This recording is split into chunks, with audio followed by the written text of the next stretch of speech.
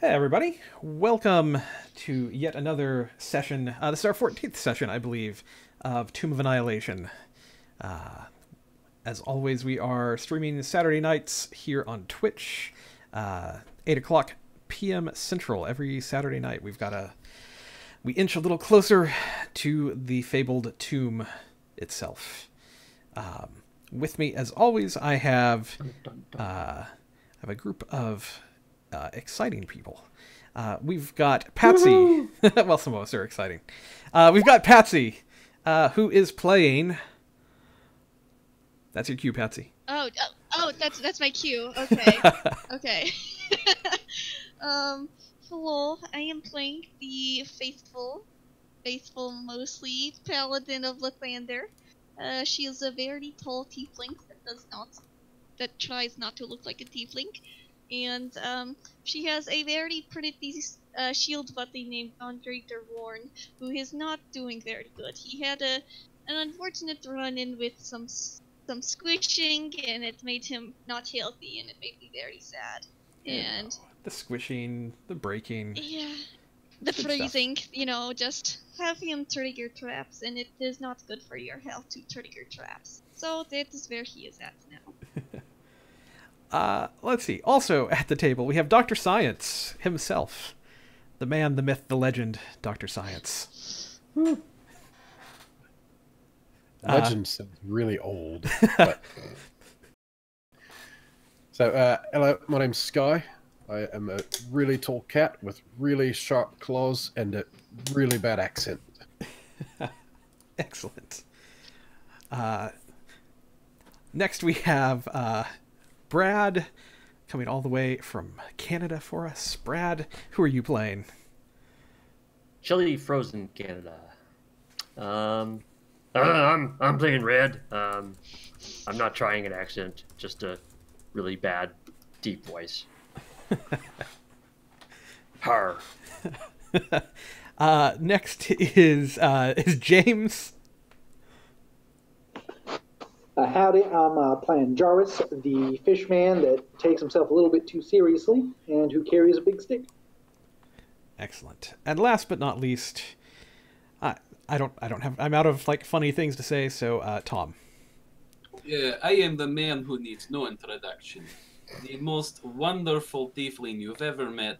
Yeah, devilish smile that is equal parts unnerving and enchanting. And you can rely on me to bring all the entertainment. These people are just my backup crew. Oh, Galia is okay, I guess. She's okay. Excellent. Well, I'm glad we can get the PvP started in chat this early. Excellent. As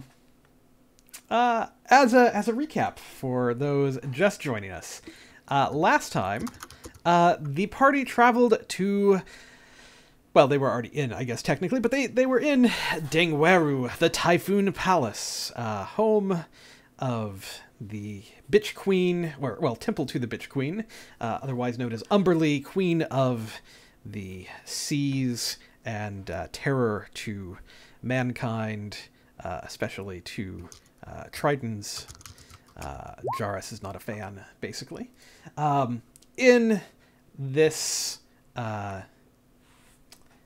exciting palace, they have traversed through many traps, many doors, many shield guardians getting crushed between solid blocks of stone, and then they were teleported by this glowing gem right here, set into the wall. It teleported them way up into the northernmost, deepest regions where they fought basically a giant slug that was clinging to the ceiling of this chamber. They're in the fridge. Something's in the fridge. Excellent. And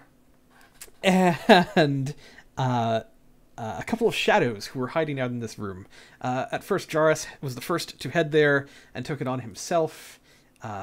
Beyond that, everyone else eventually joined in the fight into the epic showdown. That is where we had left things, I believe. So, that's where we should pick up. Into the battle, in the darkness of this creepy water cavern.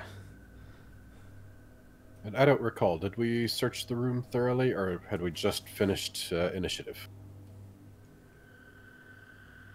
We just finished combat. Correct. I And believe. speaking of having just finished combat, Joss would like to go and try to pick up this slug thing and drag it over to where he's hearing the water crashing from. Okay. Now, I mean, this slug thing, yeah, sure, you can try to get kind of your hands around it. It is a large creature, so it's going to be. I mean, I'll try to get underneath it if that'll work better. Yeah, that would be fine. Do I need to roll to pick it up, or can I just pick it up? No, I think you can. I think it's just like it's going to be unwieldy and like maybe even more than the unwieldy is like the kind of the slippery grossness of this slug creature. I think that's maybe the thing that you're kind of dealing with here. Well, I will grin and bear the grossness and drag it over to where this little rope bridge is in the corner.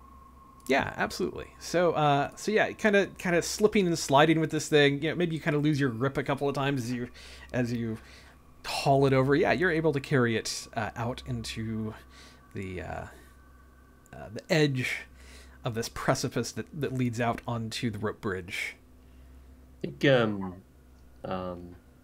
Red would help you carry it once you start dragging it. Thank you, Red. Not that he is overly strong, but with two people, I'm sure it's a bit easier. Sky has had enough of the slug slime.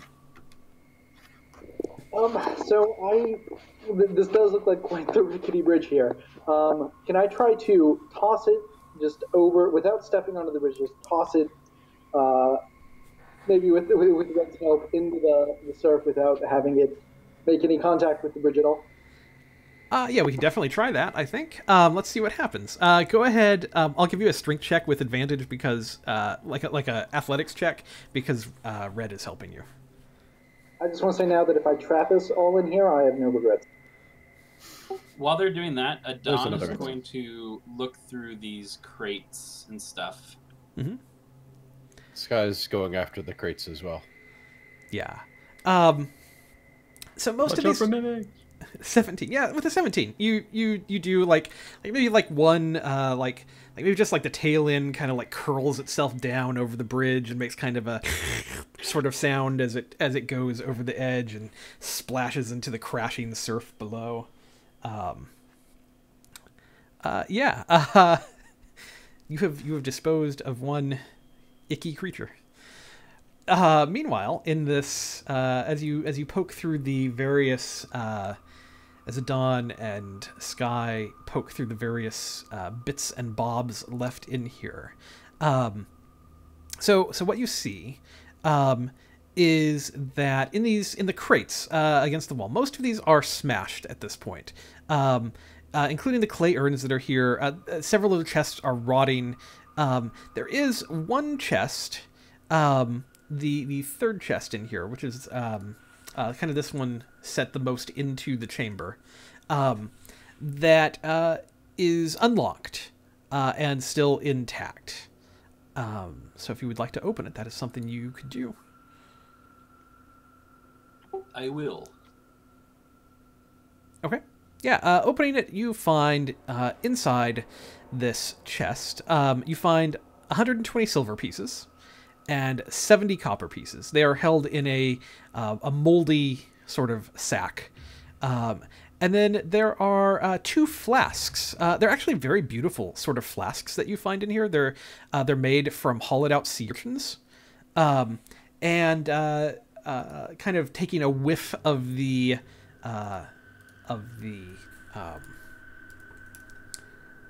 smell of it, you assume that they are potions of healing. Let's see. One more thing I need to look up. I don't like the sound of the word assume right there. I mean, I think we can... let's see. I'm looking up one thing real quick that I had not double-checked before. How many copper was that? 70 copper pieces. All right. Also in this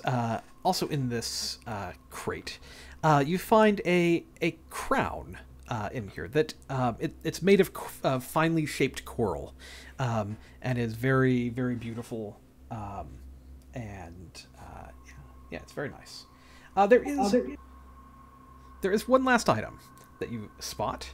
There is it's wrapped in a cloth, and it's kind of an orb shaped cloth that you find. Would you pull that off? Probably.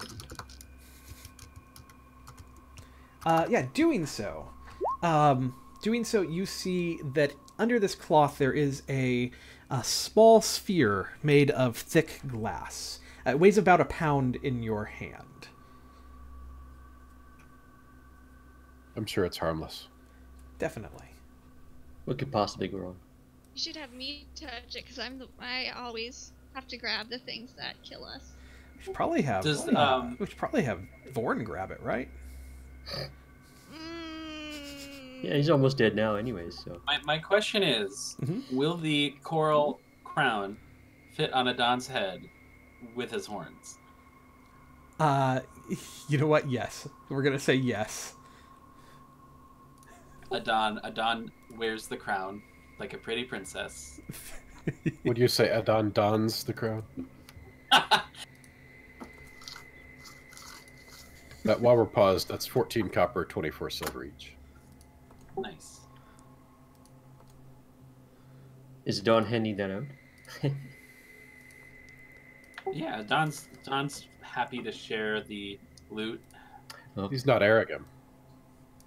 Aragon was also happy to share the loot. Thank you. Wow. It's a little.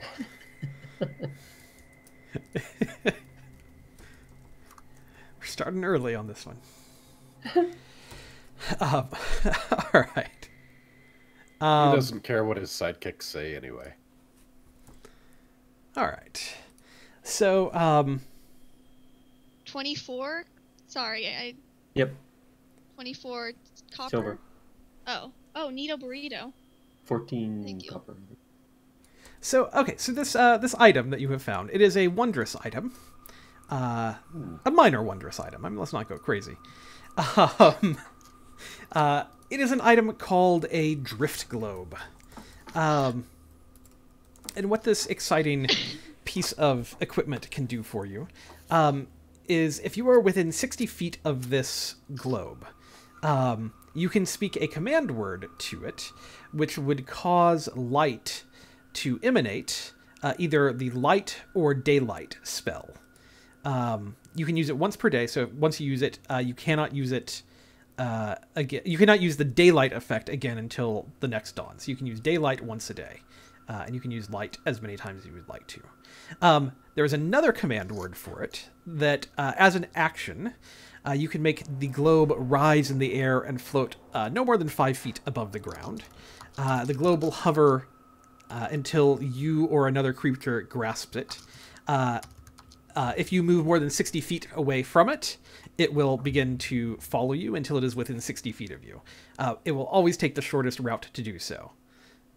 And if it is prevented from moving, it will slowly sink to the ground, where it will deactivate and wink out the light within. So that is the item that you have. That daylight feature will be handy for shadows in the future, which probably means we're finished with shadows.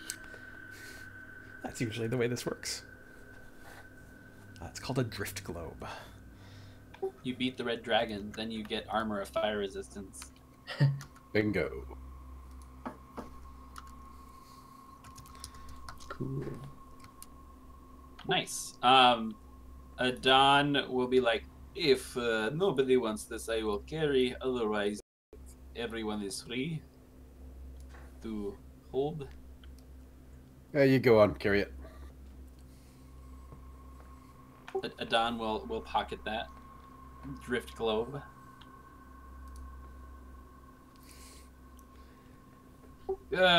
So, is everyone okay? Nobody is dying? I'm feeling just fine myself. All okay? Little worn out from all the spellcasting, but Yeah, a bit tired. I'm okay otherwise. That slug was a little bit harder than I thought it would, but Well, I'm sure there cannot be too much more evil left inside of this temple. Who says something like that? From afar, you... No, I'm kidding. I'm kidding. That's not what happens. 5 red dragons. I guess I can rest for a bit, but I don't need to sleep or anything. So you all want to take a short rest briefly? Adon's fine. He'll explore like a little bit further while they're all resting, but I'll not... go with you, because I don't need a long rest, or any sort of rest either. We will stay close by. We won't wander far. Yeah, a rest wouldn't do me any good, but I can. well, the rest would be pretty good for me, but not necessary. I'm okay to keep going. Yeah, we can keep going then. There you go. Besides, I don't want to hang out in this room with that thing. Jar's pointing at the statue with his head.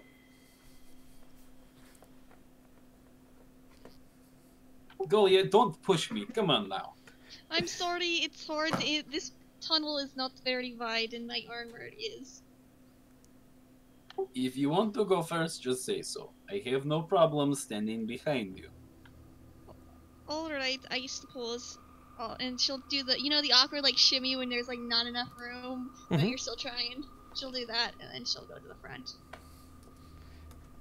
All right. Are there horrible squealing noises from the armor? They're that tight. Some of the Lathander paint chips off a little bit. All right, yeah. So you begin heading out of this chamber. That is. Because I'm probably wider than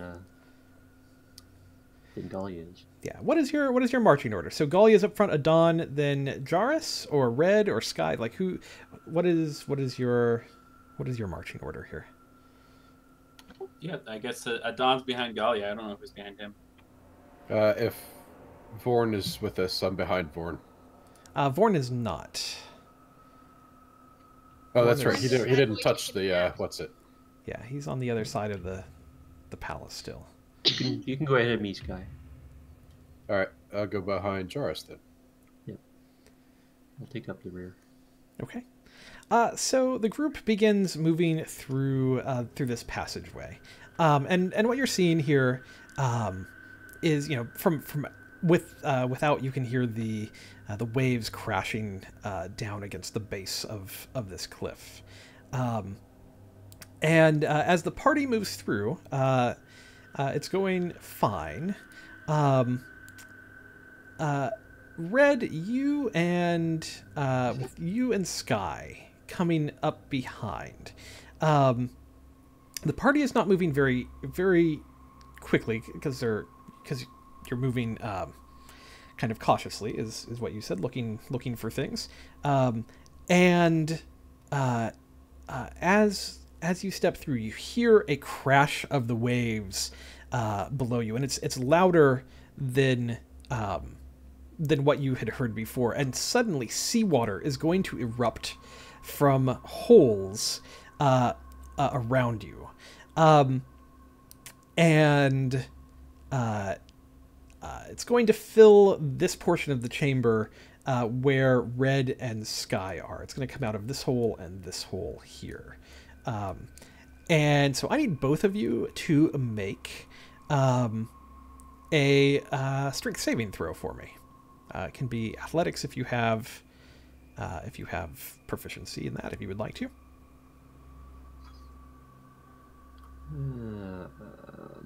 I do. What do you get? All right. Yeah, so your 10s and 11s, those are very good. The DC was 10 on this. So as the water erupts from these blowholes and begins to recede, it's going to like pull at you and suck at you, trying to like almost like the water wants to pull you into these holes, and you brace yourselves, and you hold on as the water recedes. But it's only a matter of time before more water would come up into this chamber. I don't know about you, but I'm feeling a bit flush. Red will kind of blubber. Hey, you guys, hurry up! We got seawater pouring in here. Aren't you a pirate or something? I don't exactly remember. No. I know, that was a joke. Yeah, yeah. All right. So as you head out of this area, I'm assuming you probably all move a little bit faster, maybe not wanting to get caught in the water as hard. You're going to emerge into a kind of a natural cave where these tunnels have been carved to connect the various chambers. There will be as you step into this first chamber, there is sea mist that sprays from the entrance kind of into it, and you can see the other end of the bridge here. You can see little harmless crabs. Well, you would assume they were harmless, I suppose. Crabs scuttling across the ground. And into the water. There's like little snails hanging onto the walls in here because everything's just kind of got this damp shine to it. There are a number of smashed barrels and crates around here. Anything good in the crates? No, they're pretty well barrels? destroyed. Pretty well destroyed.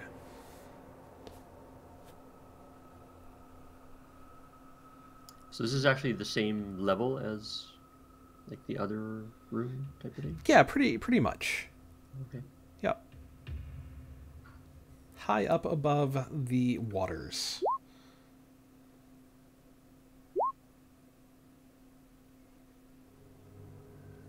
Is like an island in the middle of that little pond, or is it a whirlpool, or what's the dark? It's like a rock in the middle of the pond. There's a couple of small rocks there. Does it look like there's just from a glance? Does it look like there's anything in the pond? You just see little crabs scuttling around. Nothing offhand. Alrighty. Hey, we should grab some of those crabs for food. Yeah, those were good eating last time. Mm-hmm. Crab grabbing. How can I reach for one of the crabs? Yeah, like it tries to scuttle away. Go ahead and make a dexterity check to see how. Oh, because I'm so good at those. Okay. That is. I'm sure little Thander will bless it. That's not terrible for me. Yeah, definitely. You're able to grab one of these things. Like it scuttles away, but you're able to kind of grab onto it, and you are now holding a little live crab.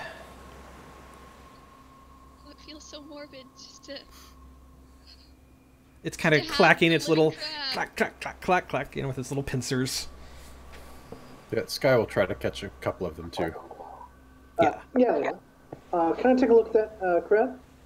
Oh yes, of course. That's in the crab. Hey, howdy, friend. Is there, if there's anything interesting in this little pond of yours, you think you could show it to me? It just it clacks its little things. It doesn't really have a speaking voice. But it understands? I mean, you can. It definitely understands your intent. That is your superpower.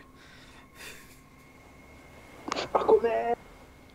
Does it know Morse code? Go ahead and put it down, Golly. It might show us something. Okay. We'll put down the crab. The crab kind of like stands for a minute, kind of clacks its little claws, and scuttles into the water. Do you kind of like what do you do? I think I'll follow it into the water a little bit. I'll wade in. Okay, yeah. Stepping into the water, you see this crab, it kind of scuttles over into like just here by the large rock, and you know what? I like this enough. I'm going to actually do this. We're gonna go ahead and do this because this is like you were absolutely playing like a thing your character would do. There is a key kind of buried a little bit like in some of the sediment and stuff, but like the crab kind of like stirs it up a little bit, and like this little key kind of emerges. It's like kind of a rusty sort of iron key that you find here. Yeah, I'll walk over it, pick it up, and thank the crab. Yeah, he'll clack his little clackers at you. Good crab. Chat has named your crab Scuttlebutt.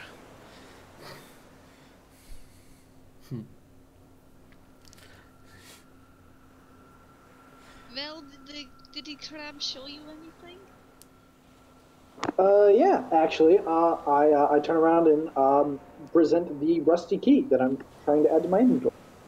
Oh, very good. Very good. Is there anything in this room that a key goes in?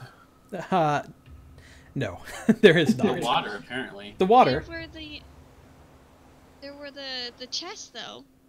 There were the chests back where Lorne had the unfortunate squishing. Yes, I checked through the... Oh, those chests. Oh, I see. You could perhaps unlock one or all of them. Strange place to find key, but I suppose history has a story we cannot see. I mean, it's likely that the key washed into here from the cave we just passed through, so who knows where it came from. Could be from anywhere.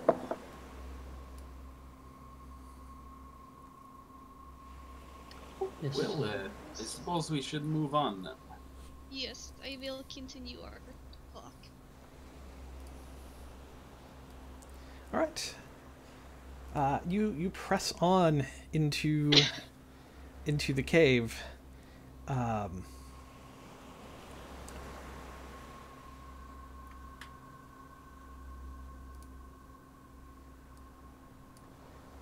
You find another chamber similar to the first, with another slightly more.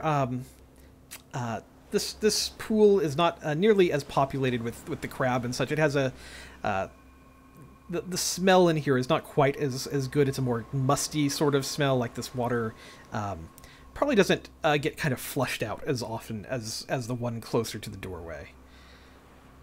So this water has maybe set here a little bit longer. Don't drink any. Yes, I will continue walking. Oh, I see. It looks like I see two paths down here. I see one to my right and one to my left. Which way do you think that we should go? Well, actually, Adon doesn't know where the hell they are, so. Yeah, I would say left, but that's with foreknowledge. Flip a coin, I guess. Okay.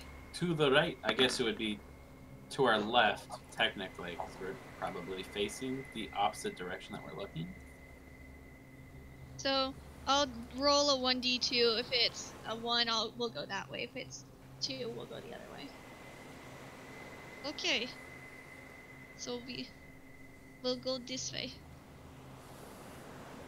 All right. Yeah, walking this way, you see kind of a very strange sort of sight. From the direction you were headed, what you see is passageway with like, it almost looks like teeth kind of hanging down into it, and beyond you can see into the treasure room where Adon had spent some time and had opened this passageway. Oh, so the passageway is open? Actually, you know what? I think the passageway closed, didn't it? I am contradicting myself. No, you do not see into that room. The passageway had closed. So what you're seeing is all of these kind of teeth and things hanging down, but at the end of it, it is a closed passageway. Don, do those teeth look familiar to you? Yes, I was just about to say that. I think I opened this before. I don't remember how I opened it before. It opened as you approached it. I guess I'll walk up and be like, "Hello, bitch queen, let me in, please." Yeah, and it opens as soon as you approach it again. Well, we know where that goes. Do we want to check the other passage over here first? Alright, you map completionist bastard. There's stuff in here, damn it. Somebody spent a lot of time writing the things in that room. We should do them the justice. No, this guy's right. If there's anything else down here, we need to clear it out. Yes, we are here to clean this out of evil stuff, right? Yes. Oh look, a pond. We are good. All clear. No evil unless the water is evil. Could be water spirits. Is it just a pond like all the other ponds? Well, you can roll an investigation check and see what you can find. Okay, I will do. I will do. Dan will help her. Oh, thank you very much. Hey, there's water in here. Wow. Water. I've never seen something like it before. Sky is probably still dripping from the, like, has been like, I don't know, does Sky actually lick himself like a cat, or is he a little too refined for that sort of cleaning at this point? Okay. I think every once in a while he'll there's start to do the not face too wash much. thing and then catch it. Nice. I know. So let's roll this again. Oh, that is much better. Yes, you look around in this room, and you are not spotting anything. But while you are searching, Good. from behind you, Good. there is going to be a noise, and it sounds like something speaking. Like it sounds like a voice speaking. But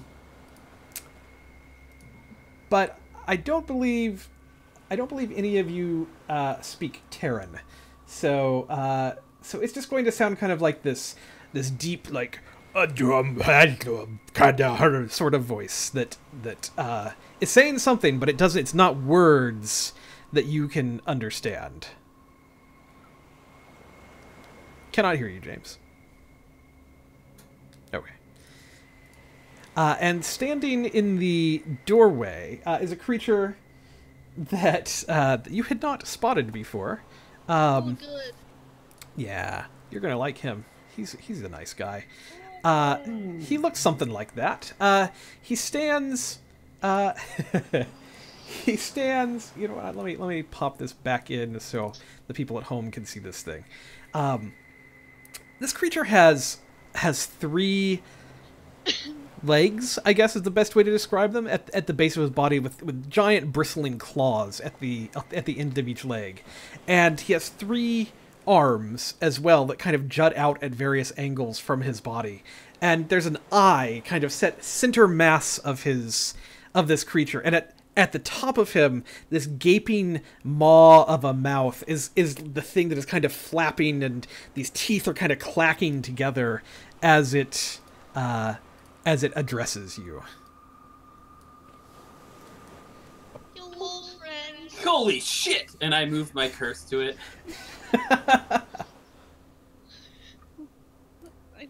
like it. I'll does give not it look- disadvantage on strength checks. All right. But it hasn't attacked yet, but it's trying to tell us something. Whether you talk, it's a monster. We're here to kill evil. That thing is clearly evil. Look at those teeth. Look at those teeth. Look at these teeth. You are a kitty. Soft fur. That thing is creepy and tentacly. That's racist, that is.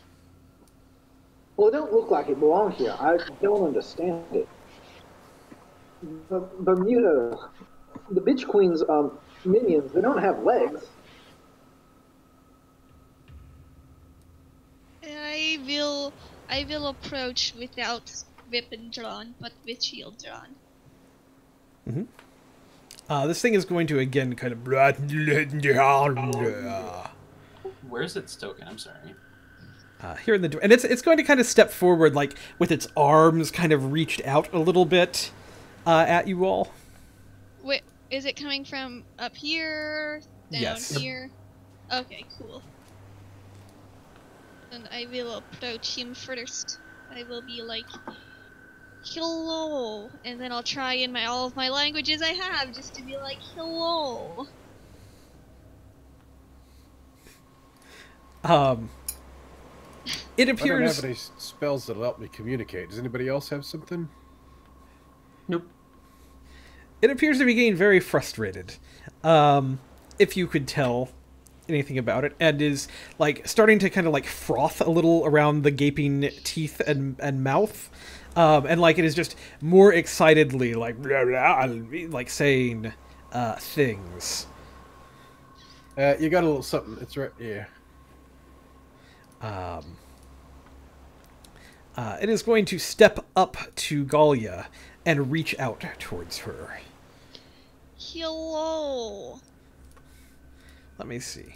I want to look at something real quick. Please don't kill me. I am trying to be friendly. I'm so happy that this thing exists. I don't understand what it is or why it's here. Hello? I'm looking at all of the party members real quick. I need to find Oh, something cool. out about you all. Oh boy, I love this. This is the best. Oh, good.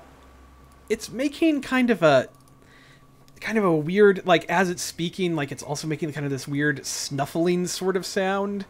And like as it approaches everyone, it kind of like its eye darts around, and then it's just going to step past Galia and right up to Red. And it's going to get like right in Red's face. And it's just Oh, whoa there, big guy. What do you want? and it's like it's reaching out its arms again.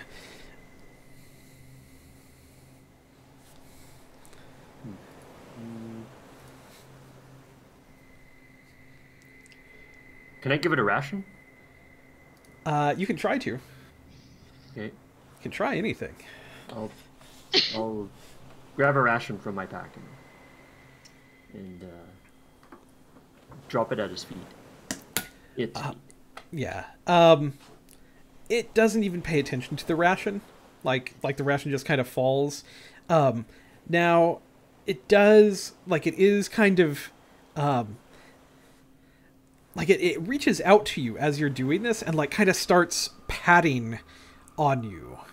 And, like, kind of, like, pulling at, like, your, like, the various parts of like, your clothing and that kind of thing. And it's going to, like, get a hand onto your coin belt. And as it does so, it's going to, like, suddenly, like, all of its arms start moving to your coin belt. And it starts trying to, like, tug that away from you. Oh, hey, what? He wants my coins. Maybe it likes metal? This is the worst rogue I've ever seen.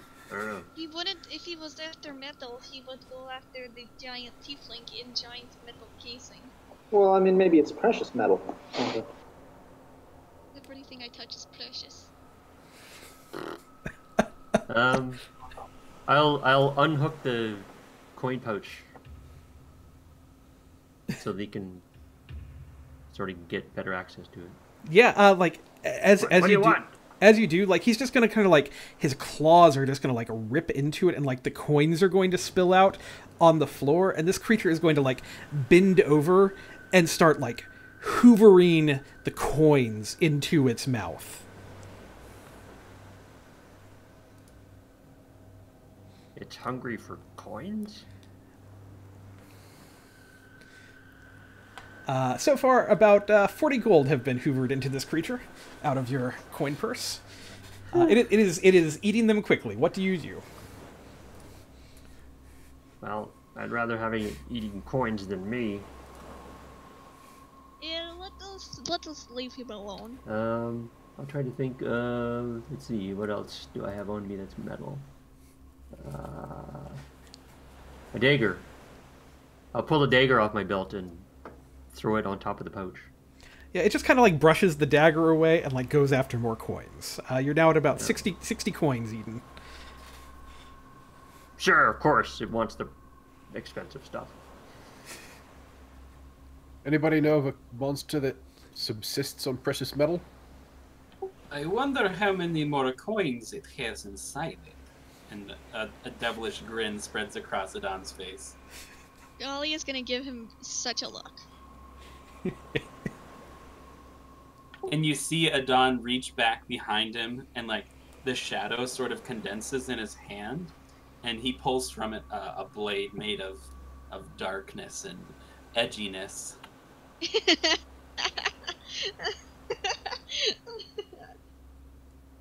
The impassable edgelord.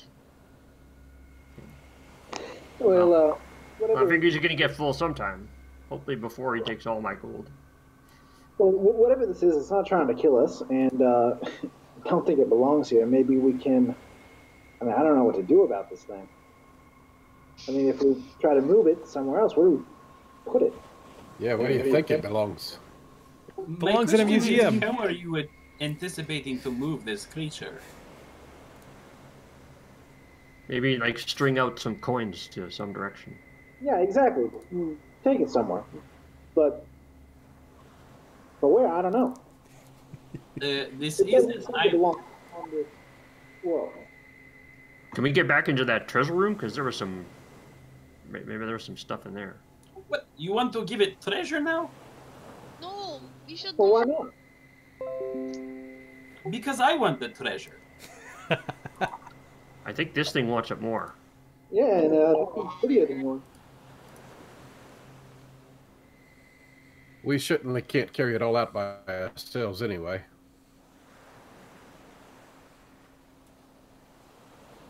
Adon is like looking at you guys like you're all fucking idiots. I'm sorry, are we playing D&D or Pet Monster Friend Simulator?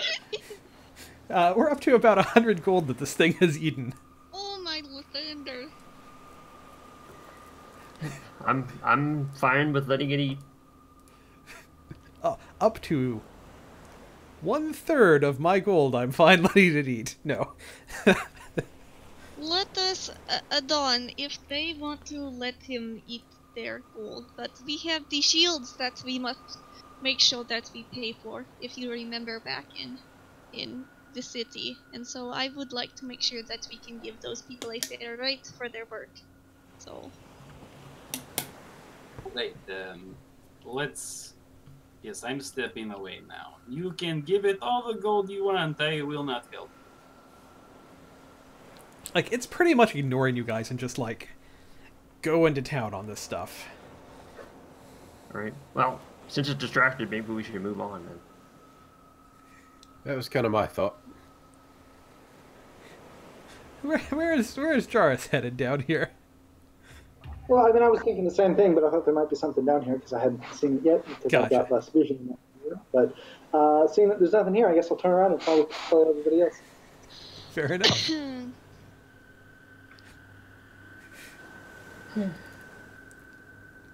So I have no coins left.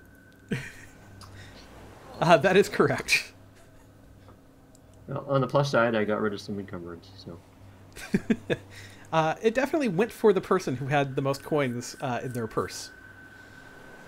Lucky me. Is feeding a monster the same XP as defeating a monster? We'll find out, won't we? If we're upset at the end of the session, we can just go back and kill it. Fair. I would not be upset. Don, I had these from before. I had a friend who had fallen, and I am not particularly skilled in deft with my hands, but perhaps you might be a little more suited to this sort of work, and she'll pass you the little set of thieves' tools that Aragim used to have that she had been carrying for so long. Well, that is not something I am skilled with, but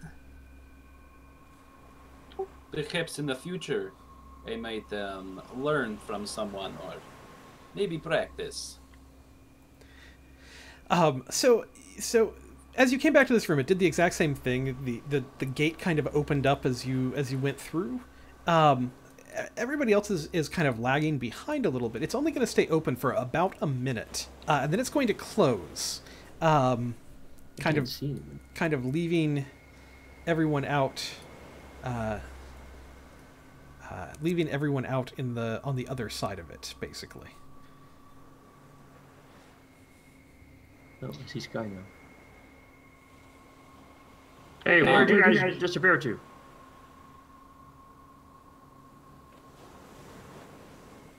Now that Go ahead. now that things seem to have calmed down, Adon's going to start going through the chests and the crates and finding all the goodies. Yes, and I will help. Okay. Yes, you guys start on that. The rest of the group, what are you guys doing over here? This guy's headed toward the treasure room again, so he'll approach the teeth door. Yeah. It does not open.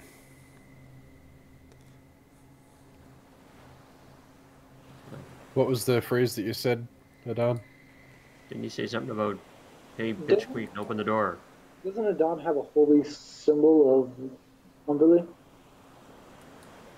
Yes, I think he does. That's a good point. Hey, Adon! Adon, open the door! And also a magic crown of Umberly that may not be magic.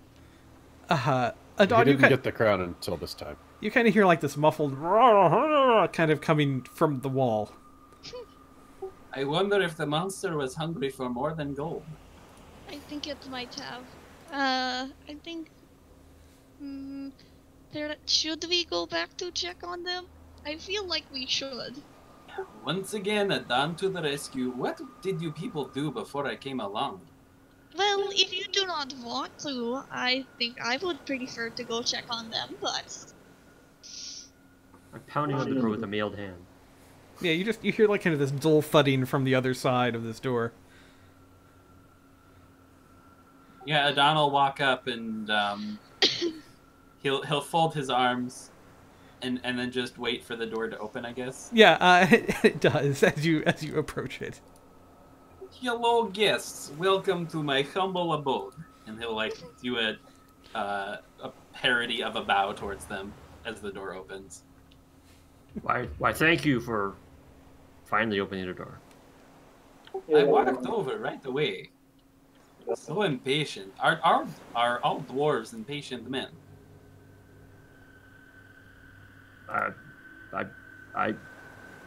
We live a long time. No, I'm very patient.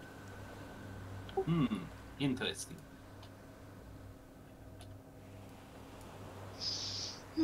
So you want to begin looting this room, is what you're saying. Oh, make sure you close the door so the monster doesn't get in. Well, I think it closes on its own. I definitely didn't close it behind me. Oh. Yeah, about a minute after you step away from it, Adon, it's going to kind of come shut, and the teeth and everything come together. So this room has a lot of containers in it. There are some sealed barrels. There are 2 sealed barrels. There are 9 wooden chests in here that are locked. There are 4 clay urns. There are 4 sealed crates. So we can talk about what you find here as you start wanting to look at stuff. Do you want to look at barrels? Do you want to look at chests? Do you want to look at crates? Do you want to look at urns? Chests for me. Chests, man. Chests. All right. I'm sorry, did you say mimics? Yes, I did say mimics. I want to inspect first. All right. Yeah, roll an investigation to check things out here first. Does this look like a mimic? Adon is not being cautious. I don't know.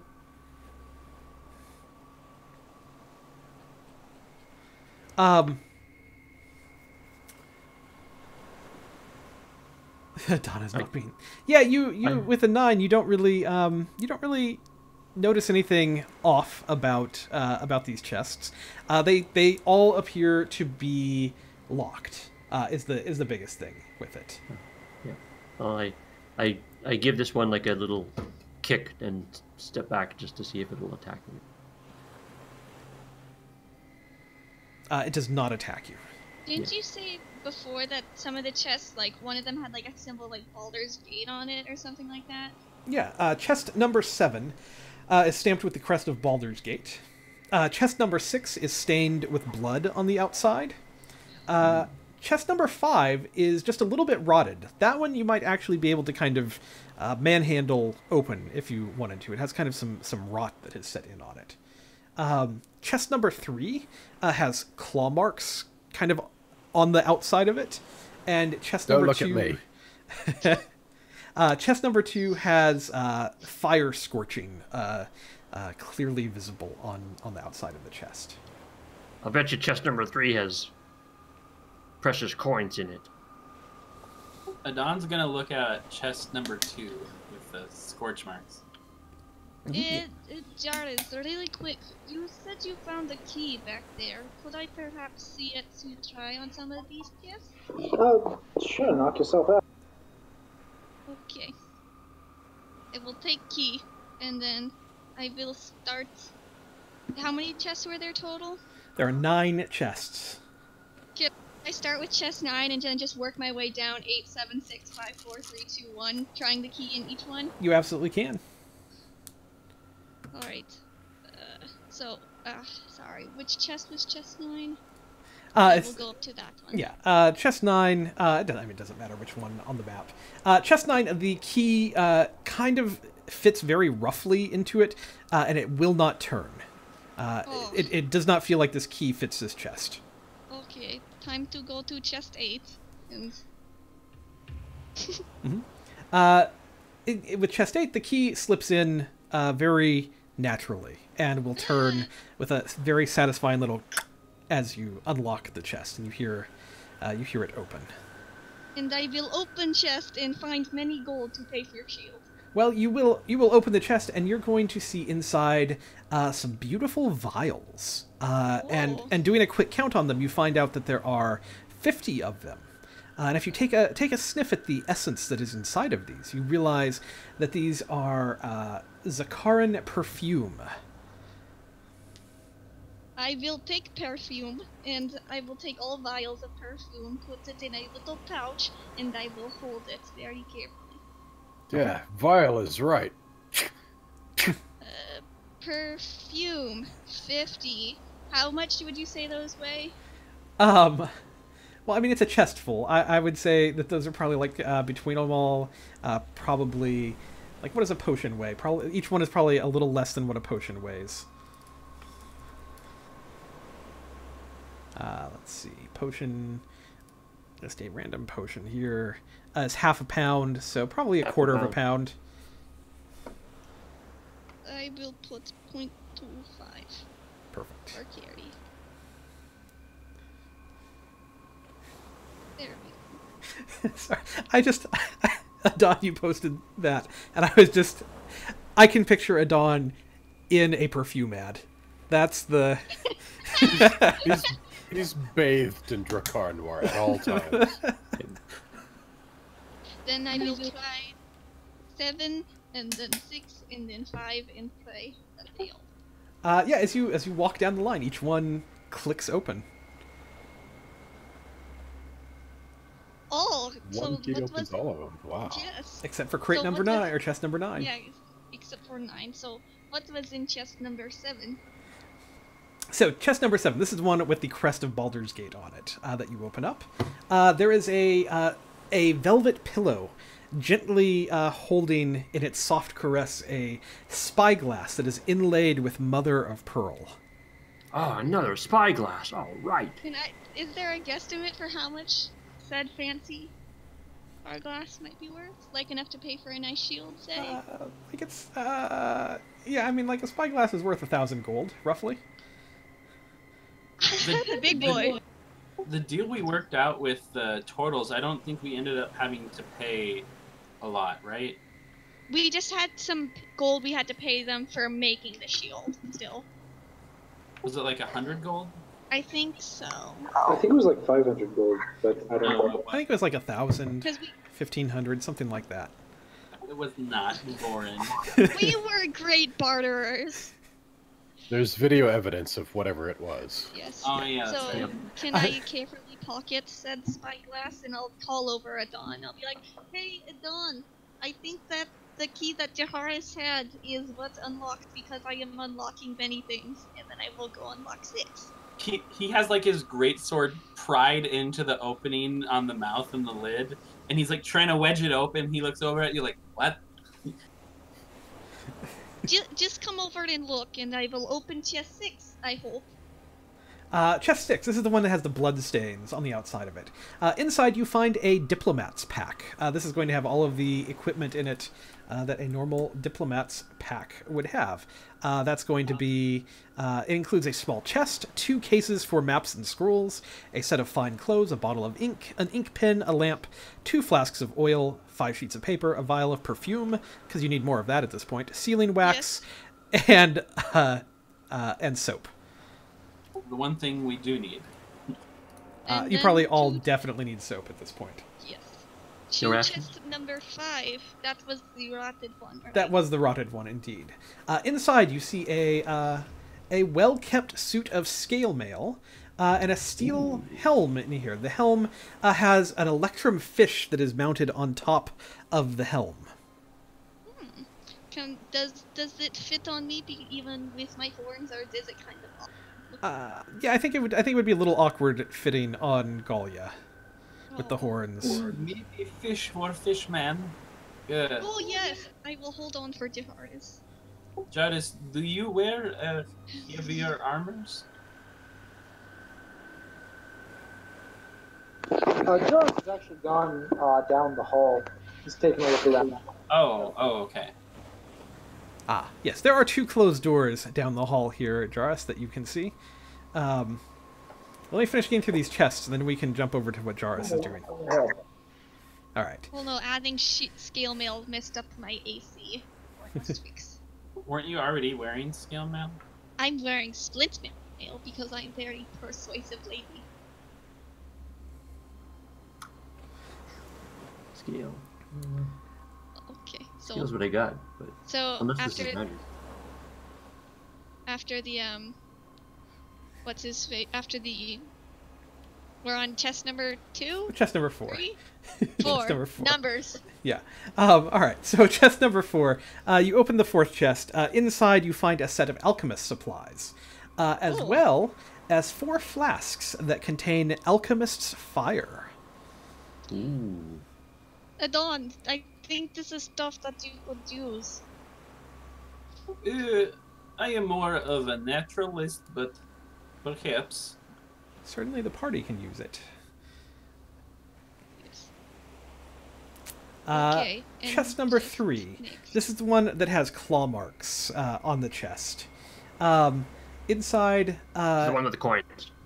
inside you open it, Sure. And folded, you only find one item. It's a very neatly folded wedding gown. Oh, okay. Somebody really wanted a wedding gown. And a veil. Adon is gonna press to digitate. Don't do that. We'll have to pay royalties. No, it's all good. But I sang it. I don't know. I'm I'll pretty sure hold it up Mozart is to out of royalty. Myself. I'll pull it up for myself. Does it look like it's too small for Galia to fit in? She likes the pretty things. No, I think all you could, like the veil. You gotta watch the horns with it, but you're probably fine. Alright, I will fold up. Yes, I will wear the dress over my armor for sure. I will fold it. I will keep it very carefully folded. Is anybody Put it else back. curious about why something was trying to claw its way into this dress? I was, but It is a know. struggle to the altar for many women. What? I hear wedding dresses are rare. So. So then chest one is the one Or a that fitting is one. left, other than the. Yeah, we should finish up the chests, but is there some kind of magic that I'm not aware of that might transform a bride into some kind of really horrible monster with claws? You could try wearing it. You could roll a history check to see, or maybe an Arcana check to see if you know of any magic. I guess.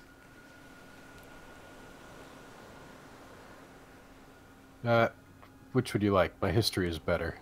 You can do history. Let's see if you've heard of anything of such nature. Man, I really want that to be true. I don't believe so, but I'm gonna see if I want to make something up about it that being true. That could be fantastic. I'm just reading through. No, unfortunately, you do not have any such recollections of that nature. That is not the nature of the creature that you met. Although, I perhaps love that even more than. So there's a what it story is. there that we didn't get. I mean, every creature in D&D has a story, a way that they operate. All right. Okay. Chest number 2. This is the one scorched by fire. Inside you find 3 blank spell books and a small wooden case that has 20 candles in it. Sorry. How many?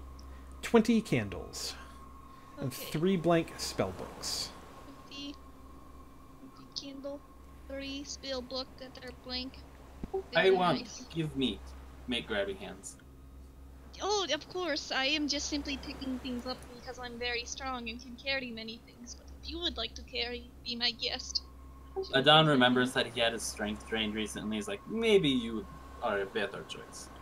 Alright, I will hold on for you, but just let me know. Just if anybody wants something, just let me know and I will give to you. I just here it's easy for me to carry things. And then in chest number 1, this is the very first chest. You open it and there are 150 gold coins in it.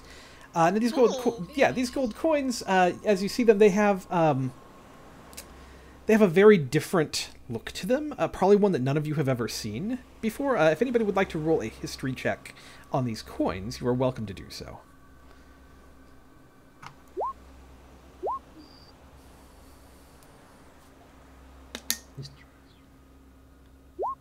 Why not? There you go.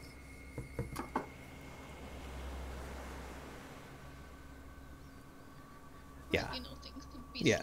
slow. Nobody so far has any knowledge of these coins.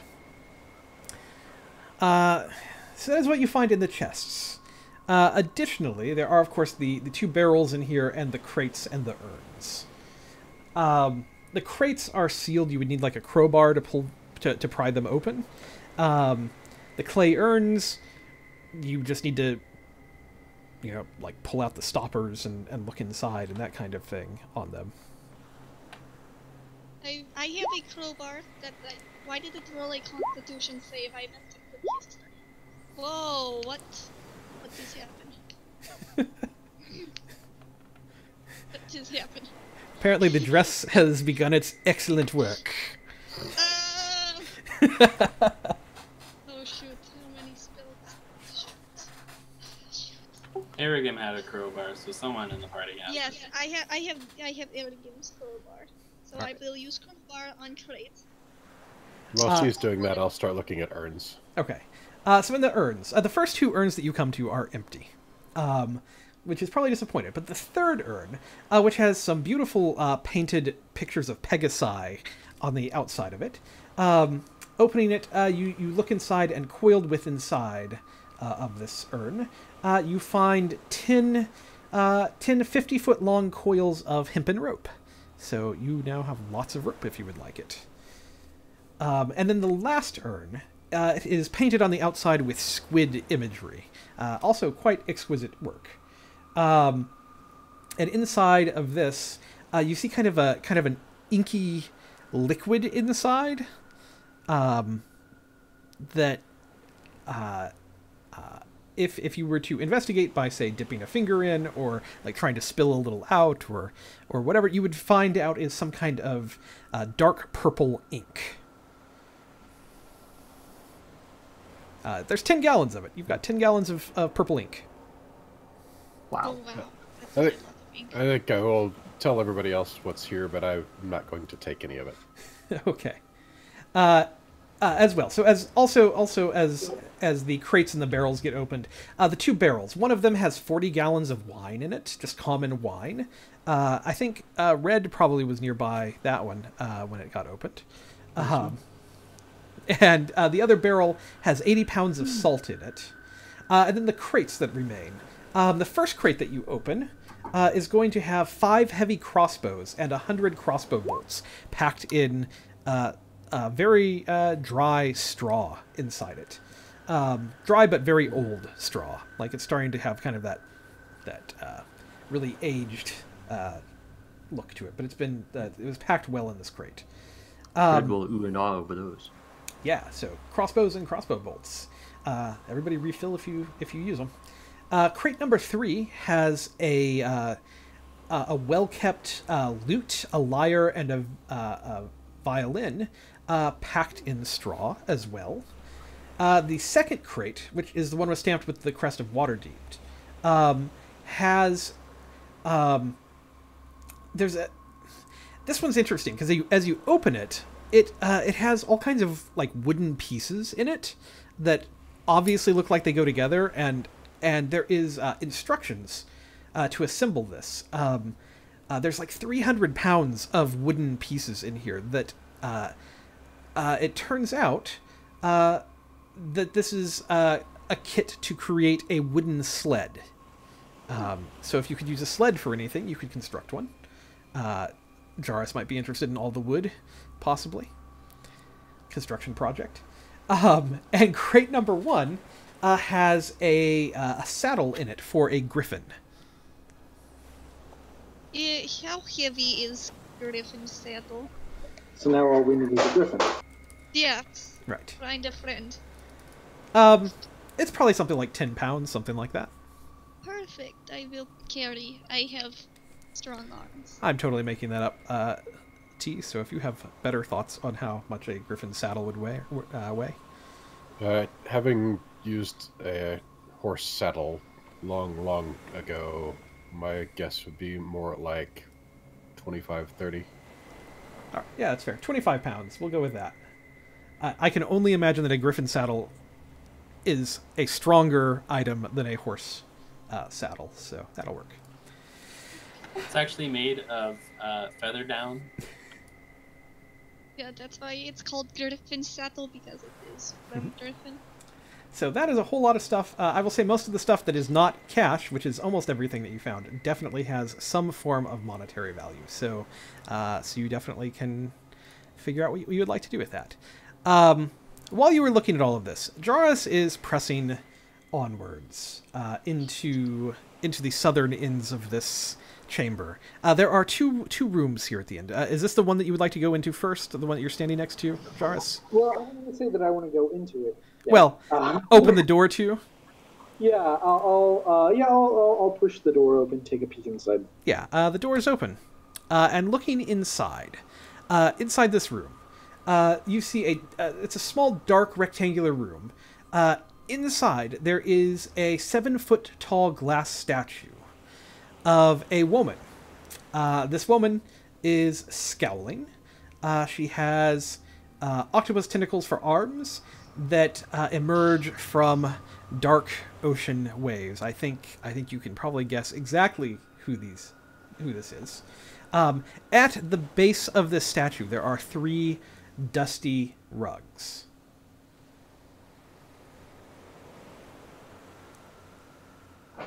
I've had an experience with rugs before. Indeed, Not you have. Jarvis. Is it like, Not jealous, though. my fun with the mimic, perhaps? I am going to approach the statue, and I would like to see if, like the previous statue that I knocked over, if this statue has any traps in it. All right, go ahead and roll me an investigation check.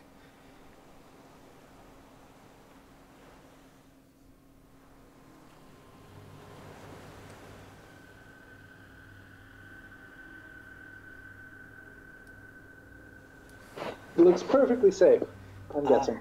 Yeah, safe. I mean, like, you're not spotting any traps. What you do see, because it doesn't actually, like, this would be pretty obvious on any kind of inspection of this. This statue is hollow, and the inside of it, it appears to be kind of swirling with water inside.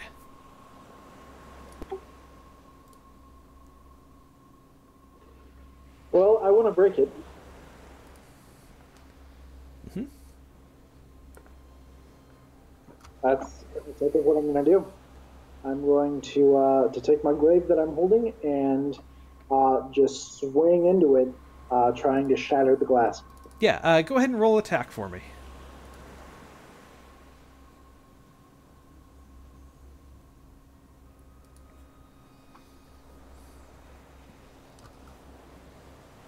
I forgot how to roll attack, everyone, just in case you roll one. We've only been playing 2.5 years.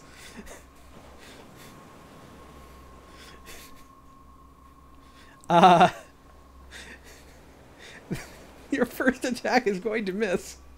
That's not even possible. Okay, so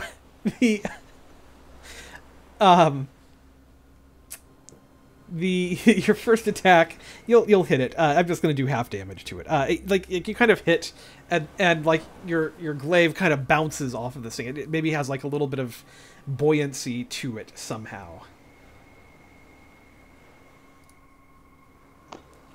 Well, I'm going to sort of scoff at it. But my unreasoning hatred of my enemies is going to cause me to attack it again, this time with a thrust. All right, go ahead.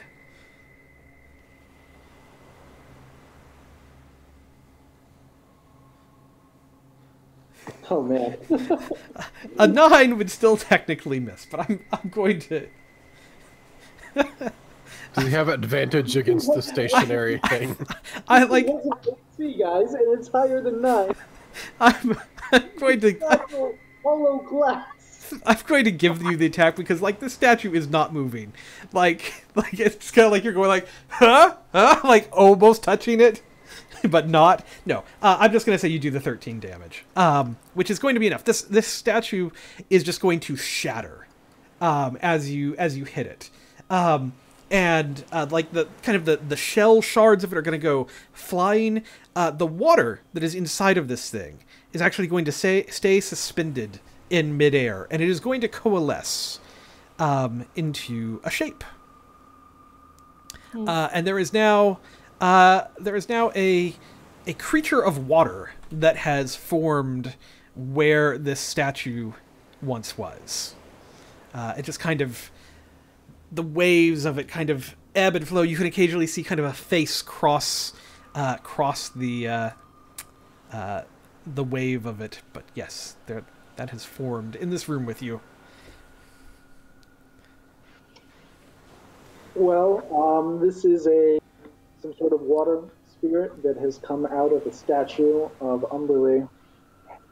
I want to kill it, but I recognize that everyone else is just in the other room waiting for me, and as a player, I'm not a fan of that.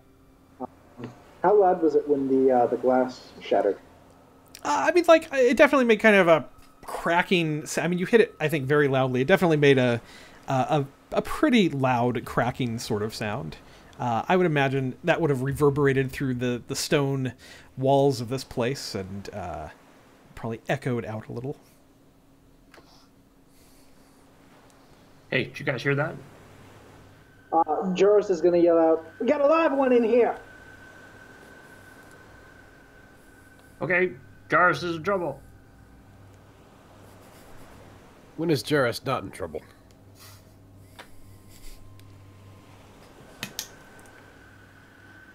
I don't know. So is everybody rushing to the room? Adana's walking. Don is walking. I'm waddling as fast as I can. Probably will keep pace with the dawn. I will attack the water. Okay. Yeah, you can definitely do that. It is going to, like, as you approach it, it's going to kind of, shrink back from you a little bit. But, yeah, if you would like to attack it, you absolutely can. It has not done anything to you yet. I mean, it's not what it's done, it's what it is. All right, fair enough. Go ahead and you can hit the water. Well, you can maybe hit the water with your rolls, we'll say. And it's not in the water. Yeah, you with a 13, you miss. The water is just going to kind of shrink away from you, like as your blade kind of slices where it was, it just kind of separates and moves away, and just kind of backs into the corner of this room. What language do elementals speak? I don't know that that's an elemental, but it's... Seems like an element. Well, you could certainly try to roll a history to see if you would know that at all. 18? Yeah, you would guess probably Aquan, since this is a water elemental.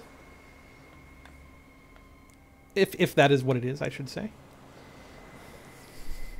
Because it might be like an air element. Right. Who's your new friend here? This thing came out of a statue that... a bitch queen. Now it's hiding from me in the corner. Perhaps the creature was trapped in there. Should we get it?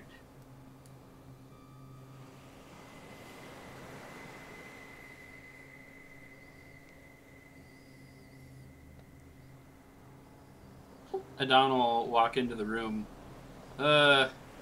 Maybe... And then he'll make, a really weird, gurgling, grinding noise that shouldn't be able to be made with a mouth. And he'll speak to it in primordial. Mm-hmm. And, do you understand what I'm saying? It's just going to kind of, no, you don't get anything back from it, from that. You just kind of keep hearing the sound of, water crashing and that sort of thing from it. What kind of languages do you speak under the water? Primordial.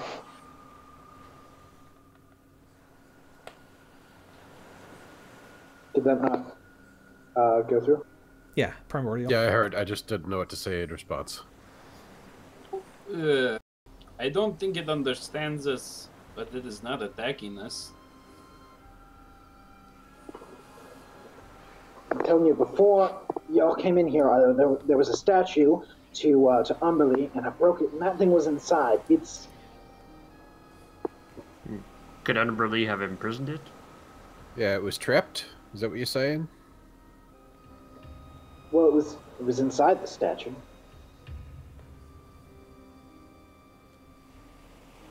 What would happen if we back off a little bit? Maybe give it some space.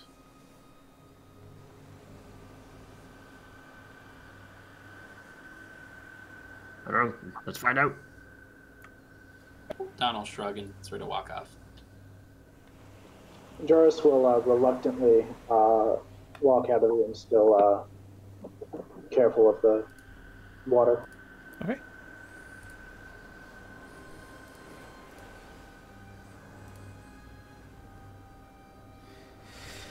Yeah, you just kind of walk away from it. You're going to see it kind of moving behind you.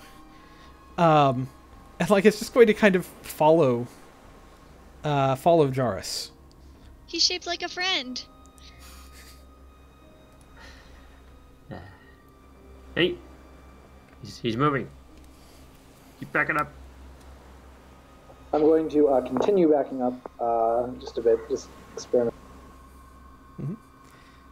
Yeah, like as you back up, like it just kind of it keeps the like about the same distance. It just kind of like it's just following you. What do you want? Just you hear the sound of more waves, which may or may not be it trying to speak to you. I'll step forward again. Mm-hmm. Yeah, it kind of like it won't shrink back as far, like it's not going to, but it does take like if it was stepping, like it would take half a step back, kind of. I'll continue to walk forward, still I guess guarded, but I'm not going to raise my weapon, and I'm going to see if I can reach out and touch it. Okay. Yeah. As you do, like it's going to kind of maybe take like another half step back, if you will, and then just kind of hold in place, and yeah, it will let you touch it, and just kind of water is going to course around your hand as you touch it.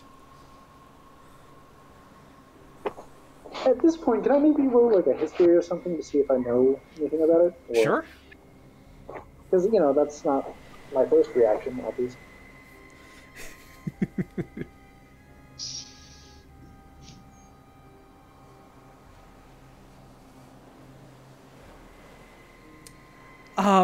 So I mean, water elementals. Like I think you would probably recognize that that's what this is, right? It is some kind of water elemental. To Aquans such as yourself, or to Tridents such as yourself, I'm sure you would have run into them in the ocean before, right? Like this is something that would probably be something that your people would know about. In and of themselves, they are neither good nor bad. They are just creatures that embody the element of water.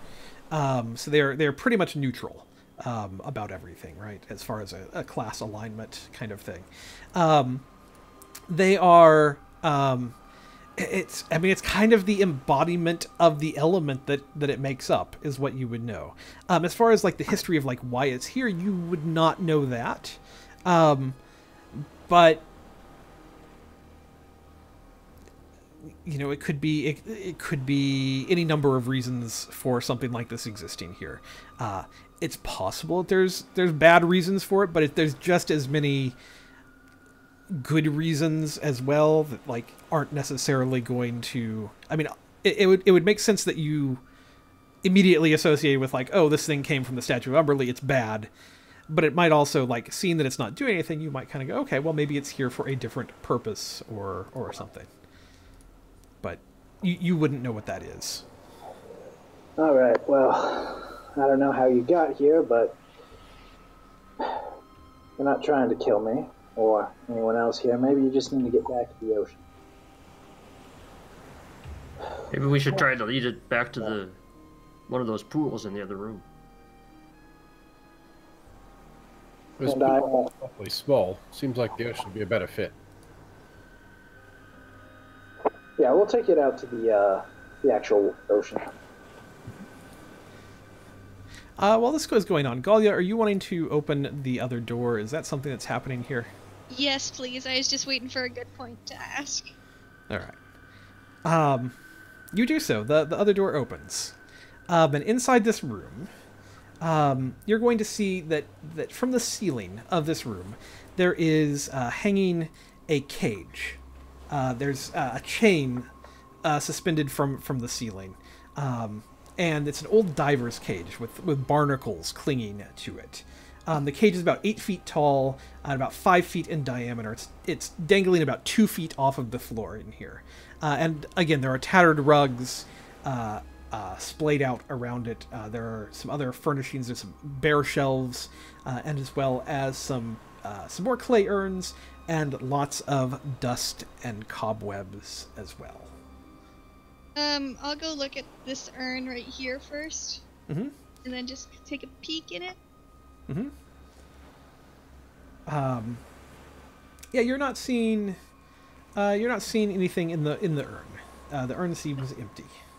Then I'll go walk up to the cage and just kind of like, I'll take out my axe and then just kind of like tap the bottom with like tap it a little bit. I guess. The cage is going to kind of sway back and forth as you do that, and you're going to see laying underneath this cage, there is on the ground there is a pearlescent conch shell. It's about 2 pounds is what it will weigh, and there's a shell laying on the ground here. I will. Does it seem like the shell is magical? Can I? Or like trapped? Does it look like there might be some kind of trap? Well, you can investigate to see if there's a trap. You could also cast like detect magic or identify to see if you recognize anything magical about it. Adon, while she's staring at it, Adon's like, "Ooh, pretty," and reaches out and grabs it. That's fair. Yeah, you pick up the shell. That is fair.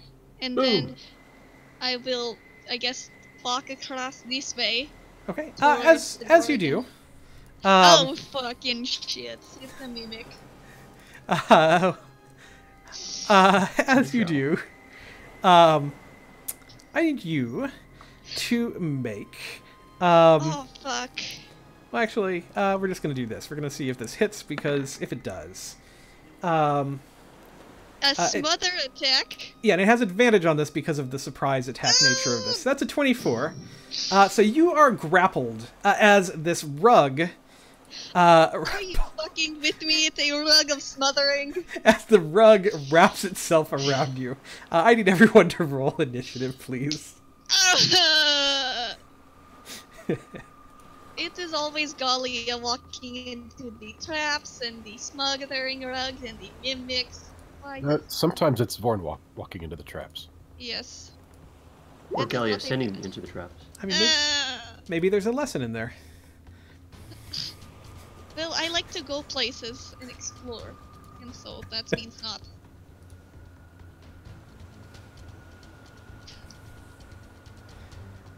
Well, she is not here. Okay. So Sky is going to be first up in the order. Sky, you're going to be watching as Galia steps across this rug, and it just like lifts up off the floor and just goes whoop around her, and has grappled her completely.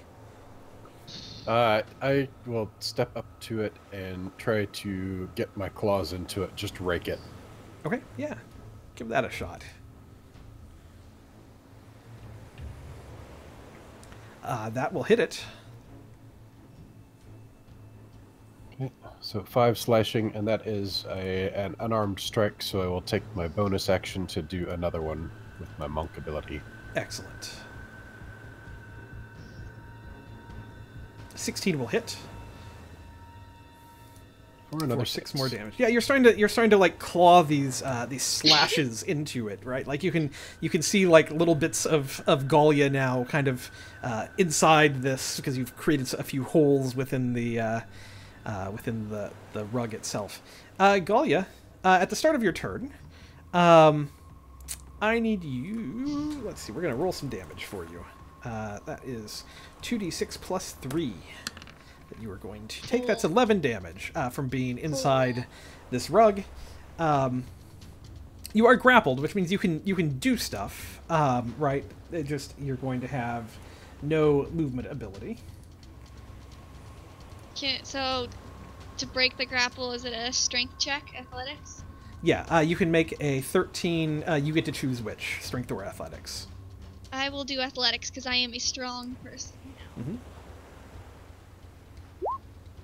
Oh yes, I am very strong. Yeah, you manage to just like pull yourself free out of this thing, and kind of plop down onto the floor next to it.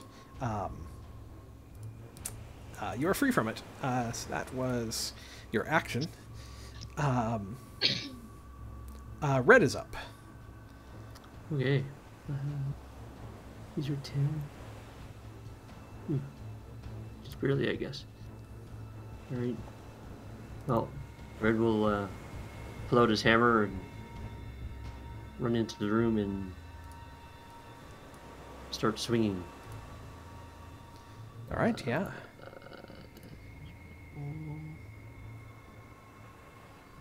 Yay.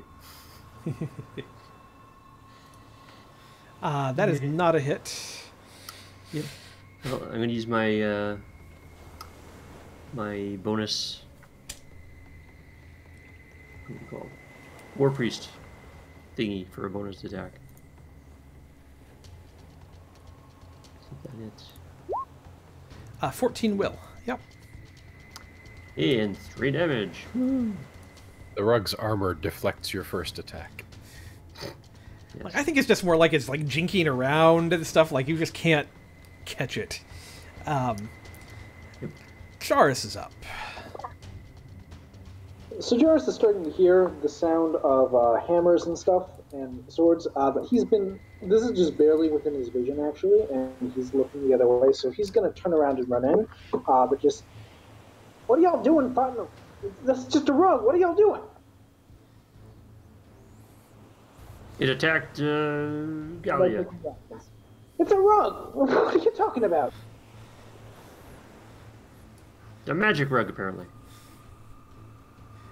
As you move, Charis, this water elemental is going to follow behind you.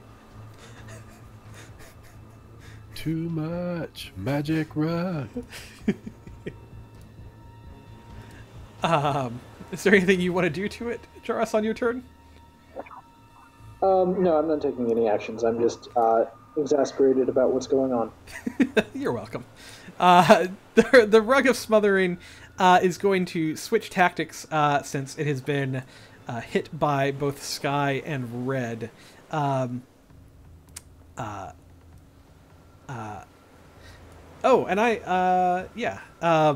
do that next time, since I forgot to do it. That's fine. It's going to attempt to grab...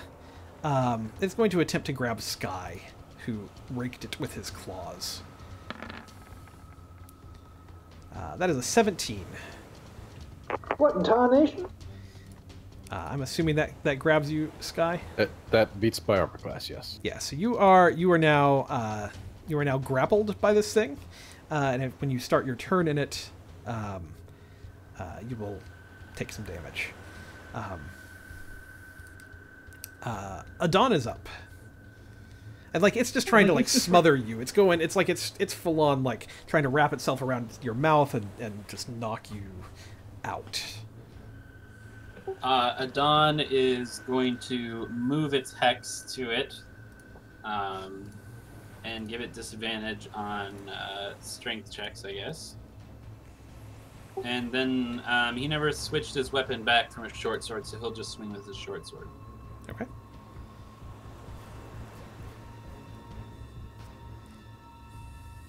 Careful with that. 27. 27 will hit. Right. Okay, so 11, 14 damage. All right. Something that that I forgot to do with Gallia in there is it has a feature called damage transfer. So basically, while it's grappling a creature, the rug is only going to take half of the damage, and the creature inside takes the other half. So 7 damage to both Sky and the Rug of Smothering. but I'm not going to retroactively make Galia take damage. Thank you. Sky, you were being actively smothered by this rug. Let's see. Let's see. It's 2d6 plus 3. So I will roll that. 2d6 plus 3 is what you're going to take here as you start your turn battling this thing off. 8 damage against you. And what is the escape attempt? You could do either athletics or acrobatics, whichever you are more skilled in, because it's a grapple escape. Yeah, you very nimbly push yourself out of this thing, kind of getting away from it. Galia is up. Okay, I am going to do something that I do not do often. I am going to drop my shield and drop my battle axe and pull out my big great axe because I never get to swing it, and I'm going to swing it.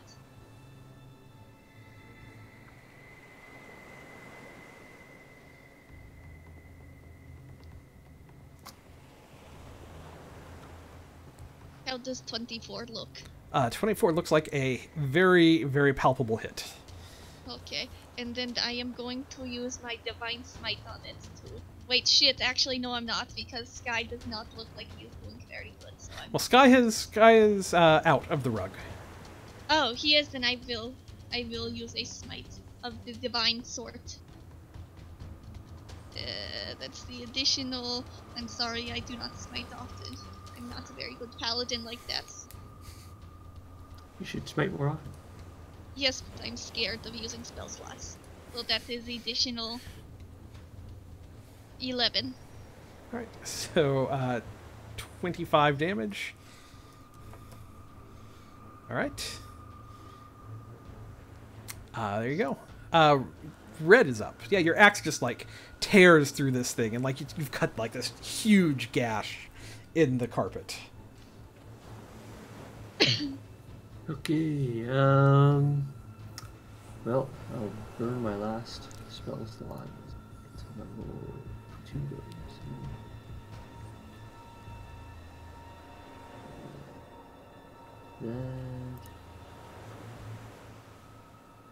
So that is for Sky. Oh, excellent. So it's 10. Thank you. So that's bonus action. I'm going to use my inspiration and attack with my hammer. This is advantage. I might use my divinity if this doesn't work very well. No, 22 will work beautifully. You do 4 damage, which is going to be enough. You're going to kind of pierce through this thing with your attack, and the rug is going to fall limply, tattered, and in shreds to the floor.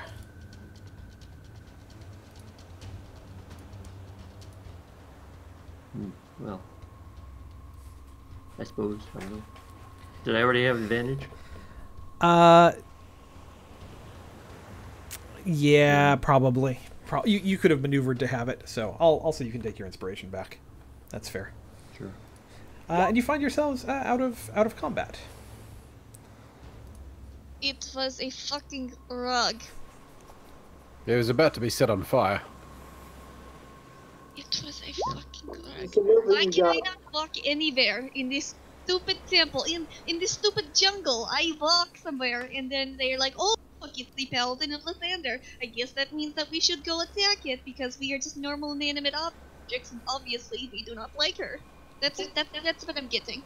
Adon will hold up the symbol of Umberly, and he'll look to it, look to Galia, and look back to the symbol. You hear that? She thinks you are a bitch. From far away, you hear laughter. No, I'm kidding. Let's give the dog a shot. I think you might have already said this, but are those shelves on the east and south walls, or a mantelpiece or something? They are shelves, but they are empty. And an inspection of this room, the only thing that you find in this room is the conch shell. Yeah, and Adon picked that up because it was shiny and pretty. And a dead rug. And a dead rug. That should stay dead. But there is nothing else in here. I do not want to be in this temple any longer. I do not appreciate it. I do not appreciate what it has done to me, what it has done to Born. I do not think that What are we should doing linger. about that strange tentacle monster? If people want to come here to use the temple, not for Umberly purposes, but I mean, the turtles used this temple for other things before, right? That's just what they said. Which tentacle monster? The weird one that ate Red's gold. Oh, that didn't have that had three. That was a leg monster. Had legs. Yeah, legs and arms, no tentacles. No actual tentacles on it. Oh, its token looked like tentacles, I'm sorry. Sky would like to give this shelf that he's standing in front of a really good look. Okay. Never mind. He does so and finds nothing. The stare of a lifetime. Well, I mean, now I don't really know what our options are. We can lead it out of here, but it'll just end up somewhere else. Yes, I assume people will not be as generous as Red, and I doubt it will be as hospitable when it no longer has food.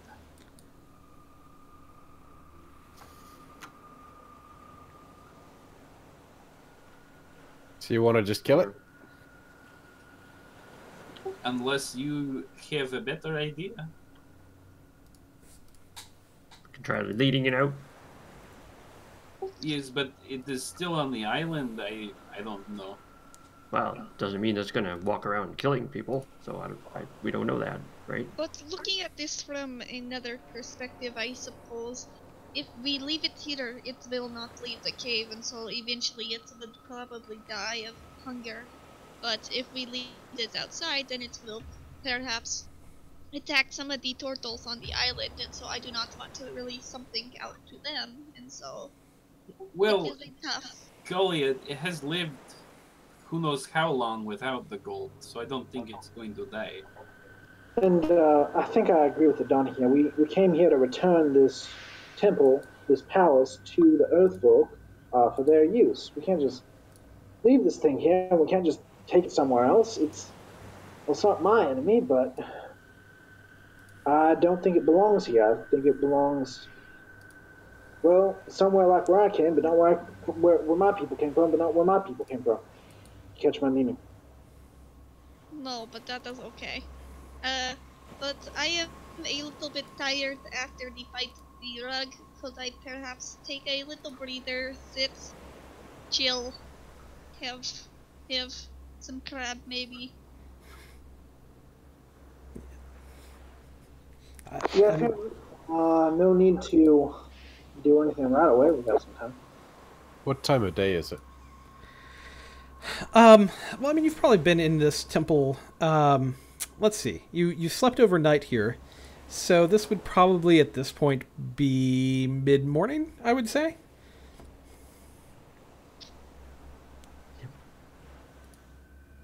Could be time Also- for a break.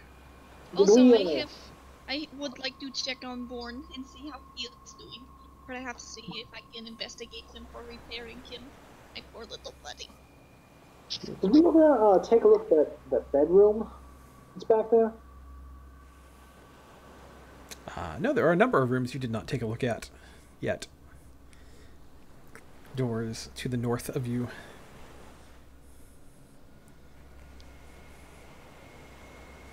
Can I go and trigger trap, then make it smush, and then run across to my friend Born? Well, I think we could run and jump across it, honestly, if it's not that far. Are we gonna murder the gold eater first? Harvey?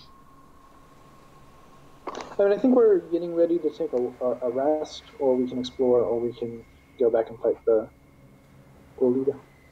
I say rest, gold eater, and then explore. Okay. All right. Well, cool. Yeah, just- Why don't we take a short rest then? Everybody can spend some hit die, and while we're doing that, why don't we also take a quick break in the stream here? We've been going for a couple hours almost. We can take kind of a short 5 to 8 minute break. We'll be back just in a couple minutes here, everybody. So thanks for watching. We will be back in just a few moments with the second half of our session. Thanks for watching so far. Just so everyone knows,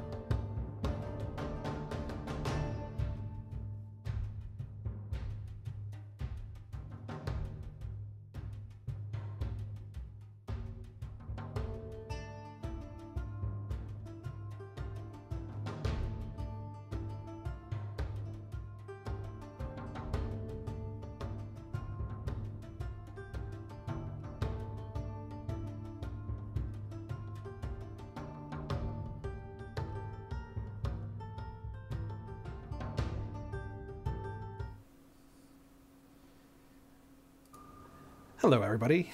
Welcome back. We have taken a break. We are rested and back into the game here. The party, I believe, has taken some long rests. There have been some hit dice rolled. People have healed themselves back up. During this hour rest that you've taken, Jarrus, wherever you went, this water elemental was always kind of just a few steps away. Like, it's just kind of been following you around this whole time. And right at probably the hour mark, roughly, from when you unleashed it from the statue, you're actually going to hear kind of this gurgling sound from it. Like, maybe by then you've stopped paying attention or anything to it, but you're going to kind of hear this gurgling water sound. It's kind of like it's doing like these patterns inside itself. And well, actually, if I may, yeah, where I would have taken it, because I will deal with this during the short rest. I want to take it actually out to that garden area, okay, and sort of to where the ocean is and where the air is. And I want to see how it responds to being near the ocean and maybe being able to jump in. okay, yeah. So what it's going to do, yeah, if you take it out here by the ocean, it will start kind of acting more excitedly and that kind of thing.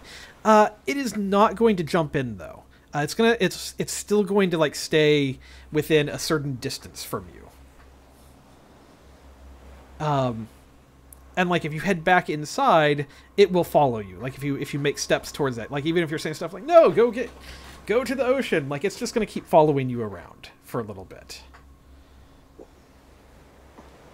Huh. Well, looks like I've got a friend. When it starts doing these patterns, is he back within eyesight of everybody else? Do we all see that? Yeah, well, yeah. Where would you have stayed out there for it? Like, would you have come back in? What would you have done? Well, I think I would have gone outside because it's pretty out there and just stayed out there during the rest. Okay, yeah. So you're outside somewhere in this garden over here. Probably, somewhere where you can kind of look out over the waves and yeah, it's very pretty. Now that there's no weird creatures attacking you in the pagoda. This thing is going to start kind of making these it's going to start making these noises and just kind of just wrapping itself up in kind of these exquisite patterns and stuff as it goes, and then suddenly it is just going to kind of like finish doing these and then make a dive for the water below, and will disappear into the water.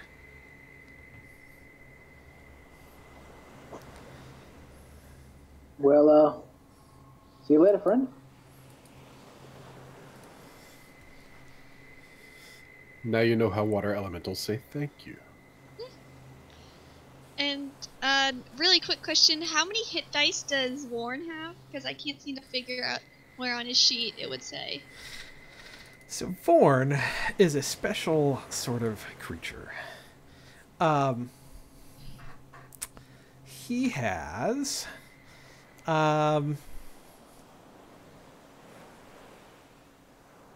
let's see. So here's kind of what we're gonna do with Vorn. He is going to rather than being able to spend hit dice on him, you're gonna have to kind of like try to repair him a little bit. Okay. I guess, can I do that during my short rest? Is just kind of work on him, my little friend? Yes, you can. And that is going to be, do you have any either kind of like No, any tool proficiencies of any sort? Unless they gave me something from the acolyte background, no. I don't believe you do then. Okay, so this is going to be at a disadvantage because you don't really have any repair skill or anything. But I'll let you roll. I will let you just kind of roll some dexterity to see what kind of repairs you can do to this creature. Could I do intelligence because I'm being smartly repairing? If you wanted to enlist somebody to help you, I would negate the disadvantage on it if you found someone who might have some skills to help you repair this. I have good dexterity and leatherworker's tools. I don't know if the tools are going to help in this case. But You could knit him a very good robot loincloth. It would be very nice. If I can say, I think this is something that they introduced in Xanathar's Guide, is having skill checks that go to like different abilities. Would something like an intelligence sleight of hand be applicable here? All right, let me look. I'll look this up. That's fair. Let's see what we can. Well, I just like read that in. I think it was the tying knot section uses intelligent sleight of hand. Mm-hmm. I don't have any proficiency there either, so not. But at the very least, I don't have to use dexterity, which is my sad. That's the stat of sadness. All right, tying knots. I'm going to look at what it says about tying knots again.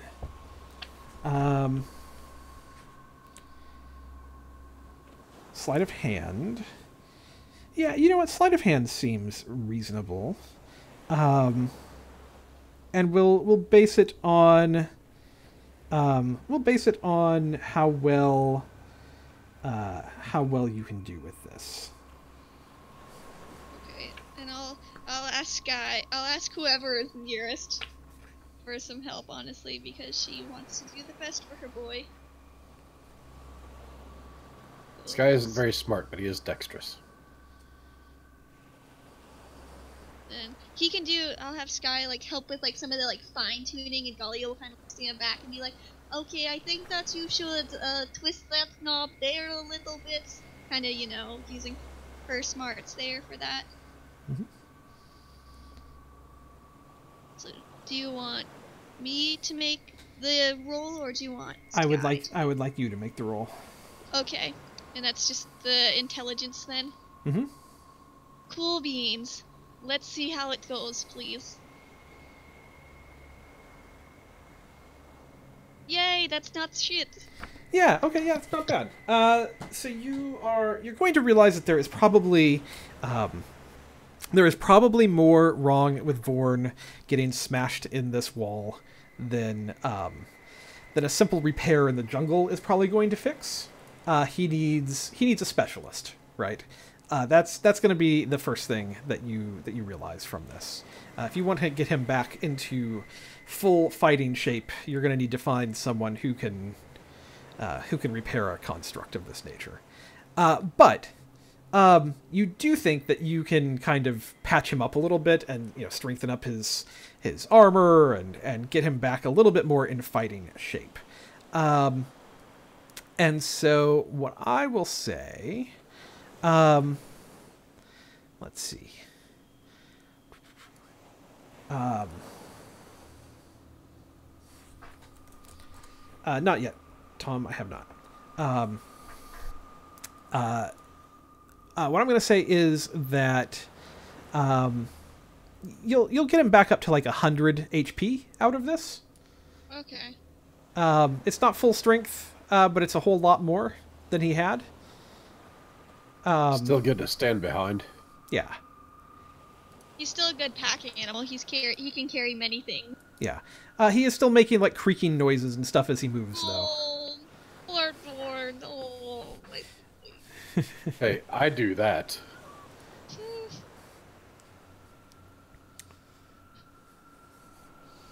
So was it rest, then gold monster, then bedroom? Yes. Yep, apparently. All right. Heading over to where the gold monster was. You're going to kind of walk into that room where the gold was eaten. There is not a sight of a coin anywhere on the ground. My coins! My coins! How much did you have, Red? 270 gold. Yeah, it is all gone. There is no sign of this creature nearby.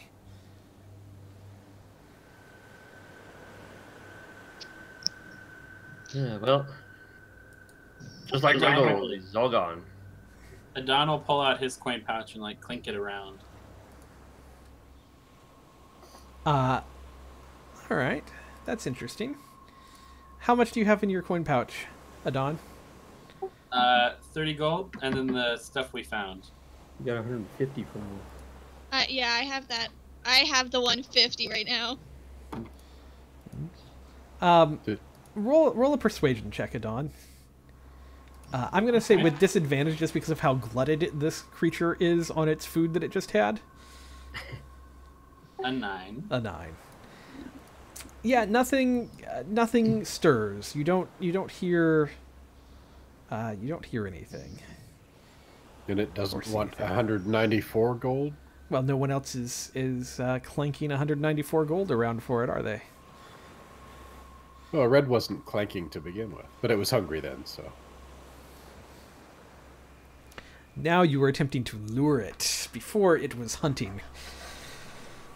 Now it is a satiated beast that you are attempting to lure into your trap. Okay, I'll rattle the pouch around a little bit. Okay. Go ahead and roll a persuasion check. With that much gold, I'm not going to impose any disadvantage or anything on it. Oh. This is the place where I want to be rolling those ones, though. Yeah, no creature emerges.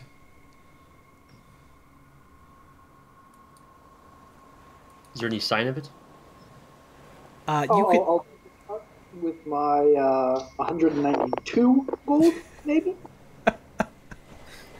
Adon will help him by clinking his gold as well. Oh my around god. I mean, I think at this time we've done probably enough checks on this. Like 2 checks to do this seems like it's either going to happen or not.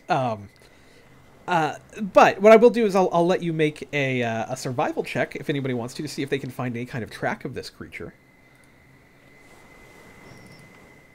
I'll help Red with looking around for metal crumbs.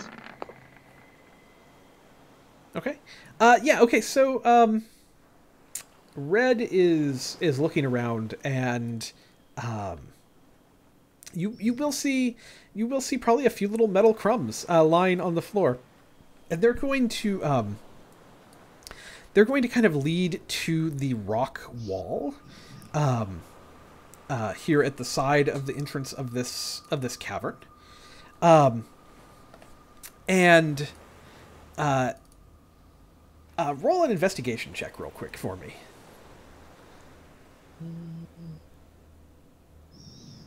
Red is on fire with this. Okay. Red, you're going to see that... So to the left here, or where? Like right up in this area. The stone here has been like this creature has been like pressed up against it almost, and it's almost like maybe it was using the stone to like camouflage itself or something. And as you kind of maybe track along here, you can kind of see like these scrape marks against the wall from its claws a little bit. They blend in the darkness here and everything so well that you normally wouldn't see this. I'm on the GM layer. Sorry. Just also up have my against the stone wall. cunning. If that makes And you have your stone cunning. Yeah, so you're seeing this, and you kind of follow this just a little bit. And then you see, leading into the stone, kind of down into the ground, you see a burrow that heads into the stone itself. Like this creature has burrowed its way into the stone. So like in this area here? Yeah. Yep. Okay. Well, Red will point it out. Hey, I think the trail leads here. So how big is the hole? Is it like I mean, it's the size of a medium creature. It's it's big enough He for a was medium big, right? creature to get through. Yeah. Yeah. Are you going Where to? are we going in? Well, I guess so. I mean, it's Oh, not going to be like a comfortable hole. Like it's kind of like crawl through it kind of thing. If we are going to fight the beast, I do not want to do it in the hole. Well, Wanna guess we don't know where it leads to, but I'm assuming he's not hiding out in a hole. How far back does the hole go? From where you are, you can't see how far it goes. Kind of. I mean, Adon will move up. Well, I mean, red. Like it kind of goes in and starts curving around and stuff. You can't quite see where this thing goes. Well, since I don't have any coins left, why don't I go first? Because he probably won't bother with me anymore. So I'll crawl into the hole. Okay. I'm going to follow after him because I will not let him go in there by himself.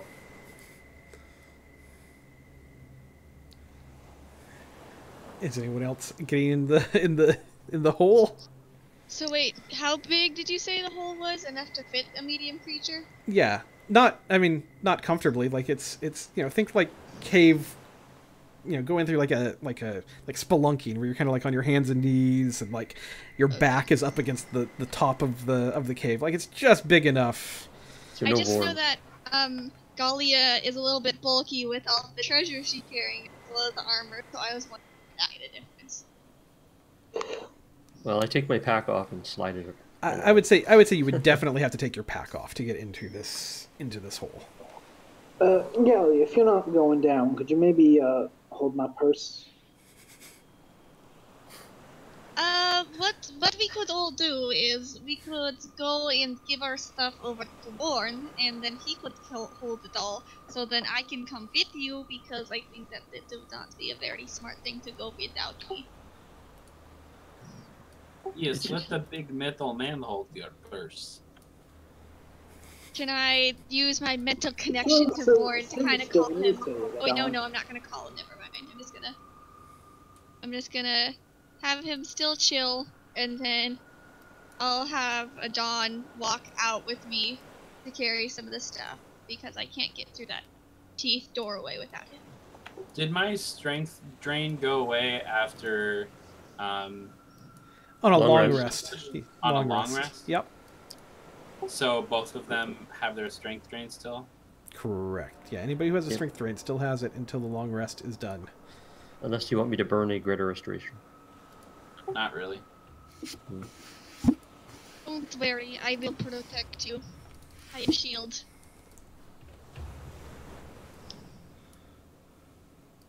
So, I guess we can just assume we'll go make a trip to give Warren the stuff to hold really quick, because I don't trust the treasure-eating monster with packs full of treasure on the ground.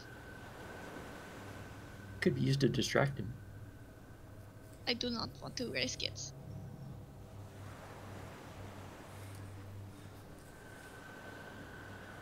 And then we will crawl in hole and kill monster. There's no sense in all of us being in the hole at the same time, so go in and see if it opens out a little bit, and if more people can follow after. Sure.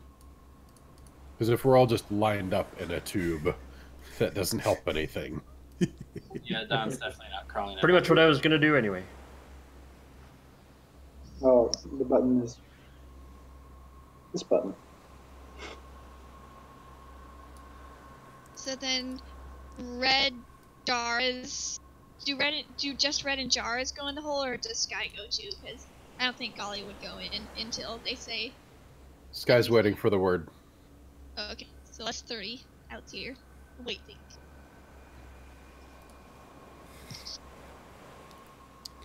Yep. All right, so Galia, you're staying out. Who all is in? Who all is out? I'm in, Jars is in. Yep. Okay.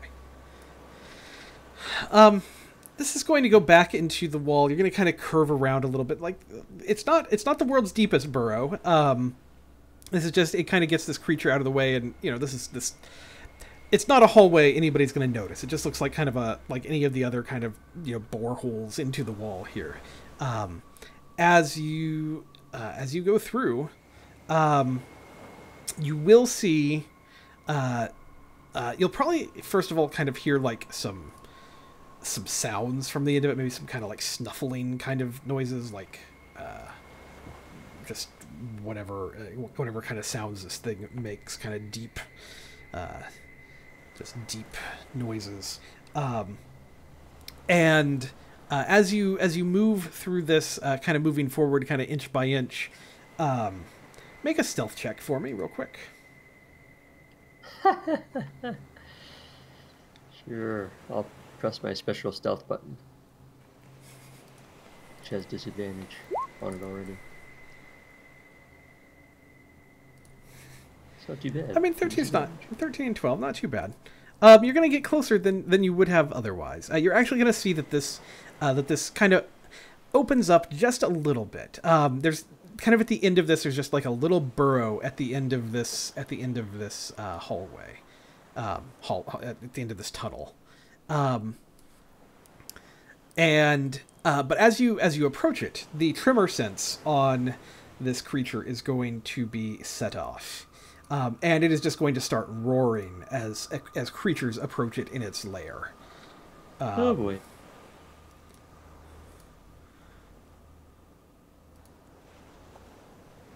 Well, I think we found it. Yeah. Can we see, or I don't know if Jarvis has dark vision, but can I see? Jarvis does not have dark vision. I do have a bullseye lantern, though. Yeah. Well, Red, I have you have too. So. Yeah, Red, you have dark visions. You would be able to see kind of dimly, just kind of into this area here just a little bit, and you see the creature is kind of nestled into. It's kind of a nest in here, and this nest is it's all made out of like metal and things that he has scavenged off of various pieces of equipment that he's been able to find. There's like the buckles off of barrels in here, and there's like the hinges off of chests and that kind of thing. There is a little bit of like wood and stuff, but that's because he's like ripped the metal off of it, and he's created a nest out of all of this metal that's in here. Well, if it's not charging us, do you want to... It is making very threatening sounds and like again speaking words, but you cannot understand what it is saying. Mm-hmm. But it is just bellowing things down the hallway here. You cut off some of your last words there, James. Sorry, I mean, it's obviously not happy we're here. Do you want to turn around and see if we can hold our reconnaissance, or? Well... Otherwise, two things. the One, more likely I think it is to charge us. Horned beast. Can I tell the size of the room? And I don't know if I could see how far the ceiling is, but get a sense of the size of the room. Yeah, I mean the ceiling, it opens up to, you could probably just about stand up in here. Red, you definitely could stand up because you're a shorter creature. It's at the point where Galia would be a little hunched in this room. Right. So this would not be a good spot for very many people. Yeah, and it's at its widest, it's just about 20 feet wide in here where it opens up. Yeah. I mean, I think I would say to Jarvis that if it's possible, we should see if we can get this thing out of here. But yeah, maybe somebody has a way to flush it out. I don't know how it'll feel about flaming oil. Let's get out of here. Yeah, I mean, outside of this, I mean, everybody outside would also hear this creature. Like, its bellows and cries are are reverberating down the hallway. So Sky and Adon and Gaul, you hear this definitely outside. I am going to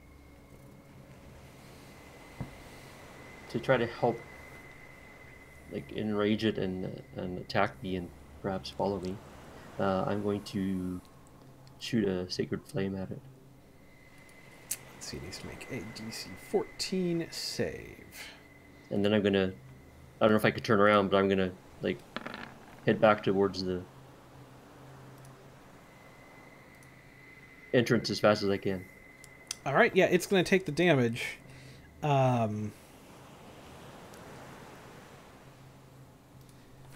right. And it's going to cry out in pain. As Of course, you hit Red it. is not happy about doing this either, but we'll go along with the party. Mhm. But then he yells, "Okay, back up, back up!" Yeah, Jarvis will back up. Okay.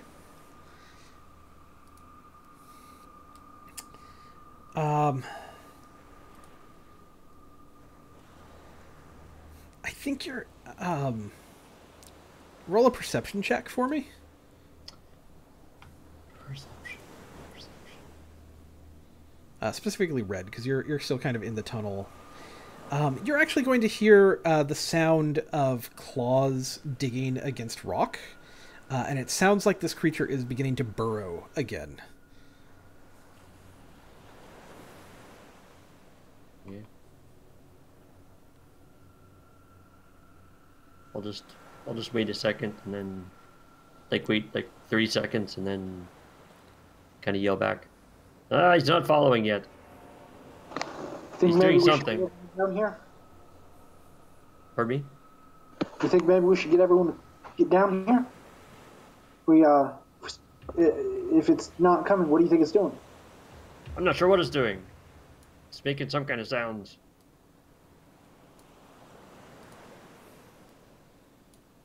It's your call. But it isn't following. I'll crawl up. Corporal, you're a corporal. Yeah?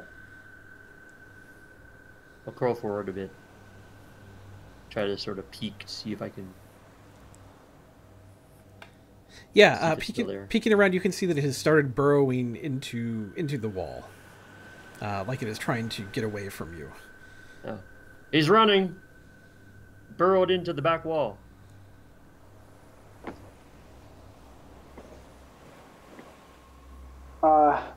Did everyone hear that? Yeah, I mean, I think you could hear that probably outside the outside of the tunnel. It's your call, Red. Want to chase it or let it go? Oh, why don't we at least make some effort to chase it? Otherwise, we'll have some disappointed party members. I'll turn around and yell, "We're chasing it!" All right, go ahead and roll some initiative for me then. I think that's the point we're at here.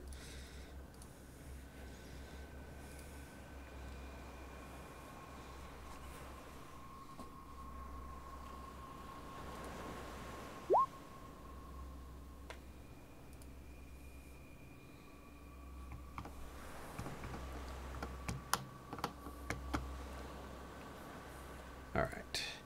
I think that is everyone. First up is Sky. Back in the back here. I don't want to go first. Unfortunately, you rolled the best initiative. I'm just going to peek down the tunnel. I'm still not going in there, so... All right. Jarvis? I cannot hear you. Of course you can. Is this at all difficult terrain? If the tunnel part is like when it opens out here, it would not be, but the tunnel is. Got it. Thank you. Should I actually go first since you're behind me? Oh yeah, that's a good point. We are tied. Yeah, you can go first since you're in front of me. Oh yeah. I like that the tiebreaker rolled identically. That's fantastic. Ooh. So let's see. So is this basically the end of the tunnel? Yeah, yeah, and it kind of opens out into this space here. So that would be 20 feet then, I guess, essentially. So I could just barely get to here. Mm-hmm. And can I see the monster thing? I'd say right. Far down the. No, I'd say right now you can because he is burrowing in. Yeah. Yeah.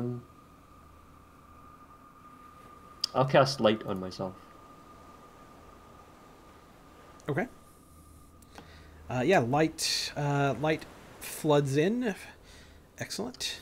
What was that, 20-foot radius, I think? Yeah. So Jarvis, you would now be able to see a little bit more in here. Forward, at least. All right, Jarvis is up. I think I'm just going to try to dash. So that would be my 30 feet there, because this is difficult terrain. This space that red is on is the first non-difficult terrain. Yep. Yeah. Okay. So I can run to here, and then I think I can get to there. So I can just spend my whole movement and get up to it. So that's what I'll do. Okay. Galia?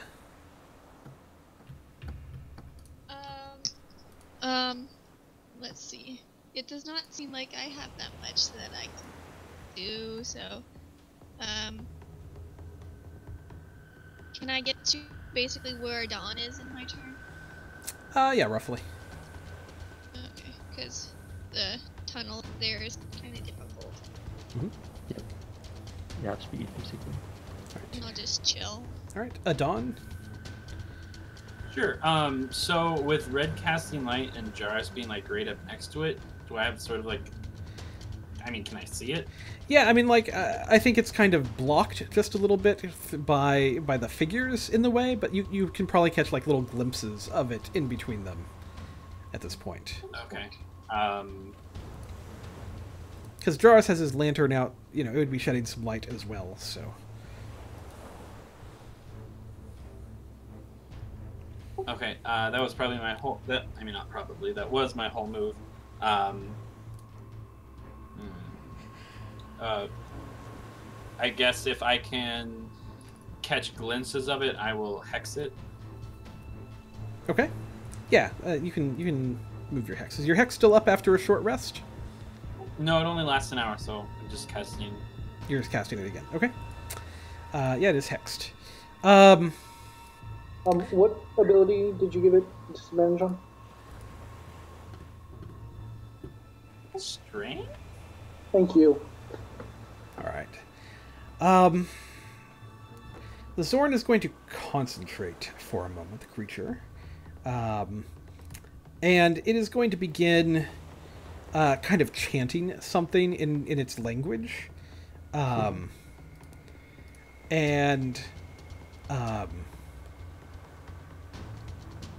That is what it's going to do for its turn.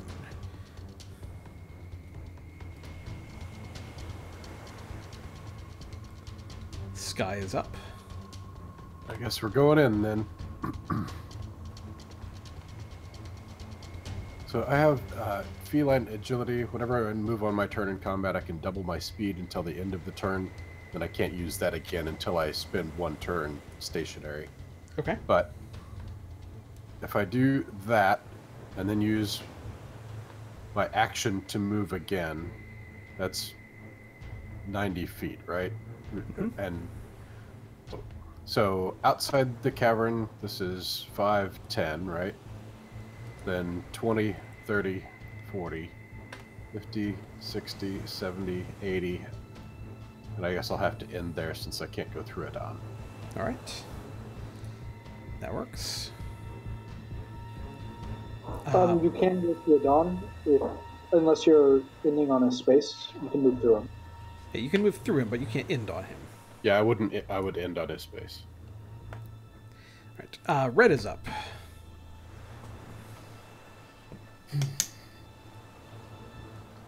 All right. Well, I'll move up. Oh,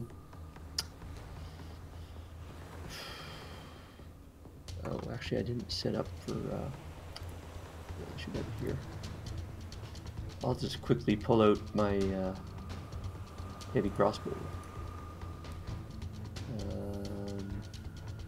I'll use my inspiration.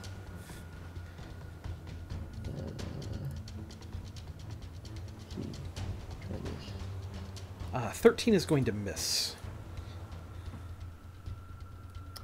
I may as well burn my channel divinity. So it'll be plus 10. So that's a 23? Yeah. Yeah, 23 will hit. For 10 damage. Yep. Alright. That is all. I'll just step off to the side just a Alright. bit. Just Yeah. to not block the way. Yeah, your the crossbow bolt is going to hit and kind of glance off of him. It looks like it did a little bit of damage, but his hide is so tough that it did not do nearly, like it did not sink nearly as deep into him as you would have liked for it to have done, I think. Yep. All right, Jarvis is up. All right. I want to try to grapple this thing. Okay. Keep it from running. All right. Go ahead and roll your strength check, athletics. Oh man, bad roll. He has disadvantage on this. So that's going to work. He is grappled. And so now I don't know if this is permissible, so I need to run it by you, Lauren. Mm-hmm. I want to use my my action surge and then combine a push action and my movement to switch spots with him, to sort of pull him around me.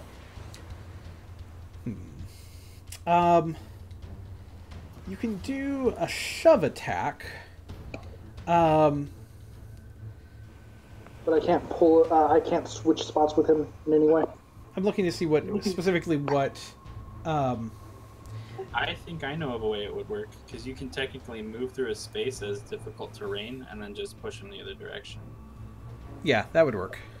Is that something that anyone can do, or just because I'm grappling him? I don't. Yeah, because you're Well, grappling yeah, him. Okay, I'm grappling him. I'll just. In that case, I'll save my action surge, since really what I wanted to do was grab hold of him and be on the other side of him. So if I can do that, then unless you think I need my action surge for that. No, that's fine. Awesome, thank you. Okay, yeah, that's my turn. Okay. He does not like being grappled. I'm going to tell you that right now. Galia is up. Let's see, how far can I get? About, there? You're still half speed in there. Yeah, you're half speed in here. Yeah. I'll get right there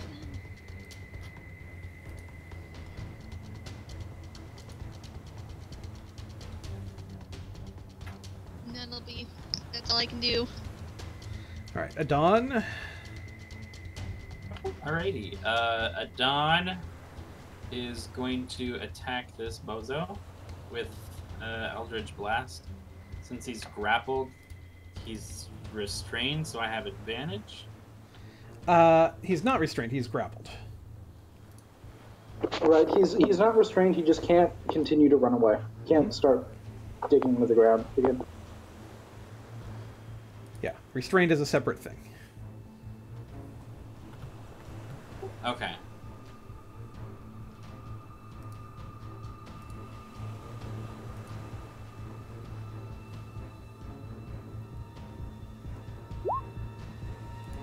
$21. 21 will hit. For 2 damage. Eldritch Blast, ladies and gentlemen. The most swingy spell in the game. Alright, the Zorn does not like being grappled at all.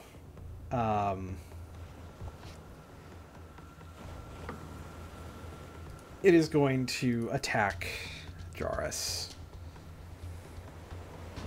It gets to make 3 attacks with its multi-attack. Three claw attacks, one with each arm, I should say. And then the terrible slash of a mouth that it has is going to also bite at Jarrus. Ooh. How much of that hits you, Jarrus? Yowza. So that is, wow, that is a lot of damage. So that's 16 plus 18, which is 34. Yep.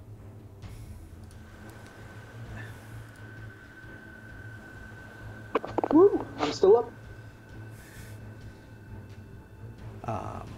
All right. Sky, you are up. If there happened to be a fire in the creature's space, would it affect Jarrus as well? Right now... I'm in the next space. I'm not sharing a space with him. Yeah, they're not sharing a space. He's just, like, holding on to him so he can't move, basically. Right. There is a bonfire in the creature's space. It needs to make a dex saving throw or take 1d8. All right. Bonfire. That's some fire right there. All right. It needs to make a dex saving throw. Is that what you said? That's right, yes. Okay. That is not going to be a save. So that is going to be 8 damage of fire nature. Red is up.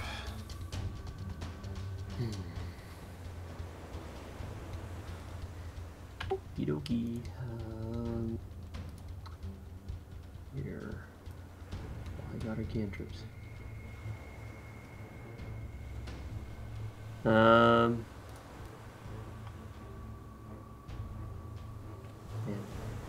my crossbow is actually a better weapon other than the resistance, but I will run in and I will attack my hammer. All right. Of all my other stuff.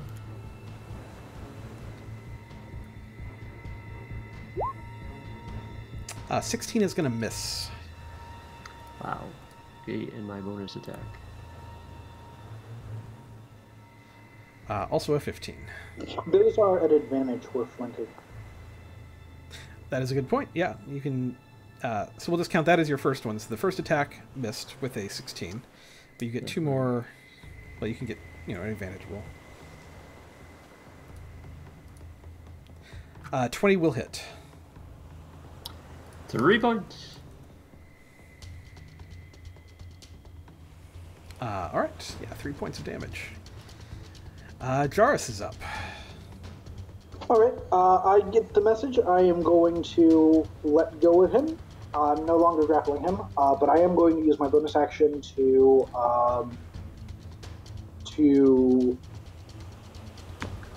second wind, and then I will attack him with my. I guess I could have picked only one weapon. I would have picked the glaive, so I have my glaive. All right. I mean, there's barely enough room in here to do this, but yeah, you can do that.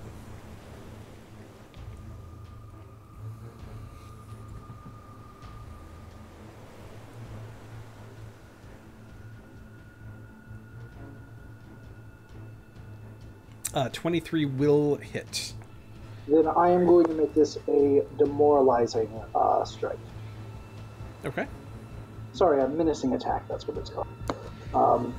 So that's 7 additional damage. So 14, I'm guessing half to 7, and then DC 13, or he's up. So he is frightened of you. And then he's going to take the 14 damage. Again, your weapon is going to kind of glance off of his skin, and it's just not going to do the damage that you probably were wanting it to do. But Galia is up. So am I able to get kind of towards the entrance of this in my turn, or do I still have to dash? You have like one more space of difficult terrain, and then it's open up until the next. Like here, I'll draw. This is the end of the difficult terrain, basically, right there. I'm just, so how much movement will I use, essentially, is what I'm trying to figure out. 10 difficult, and then it's easy after that. So I can get essentially to there? Yeah, that seems about right, because your speed is 30. Oh, okay.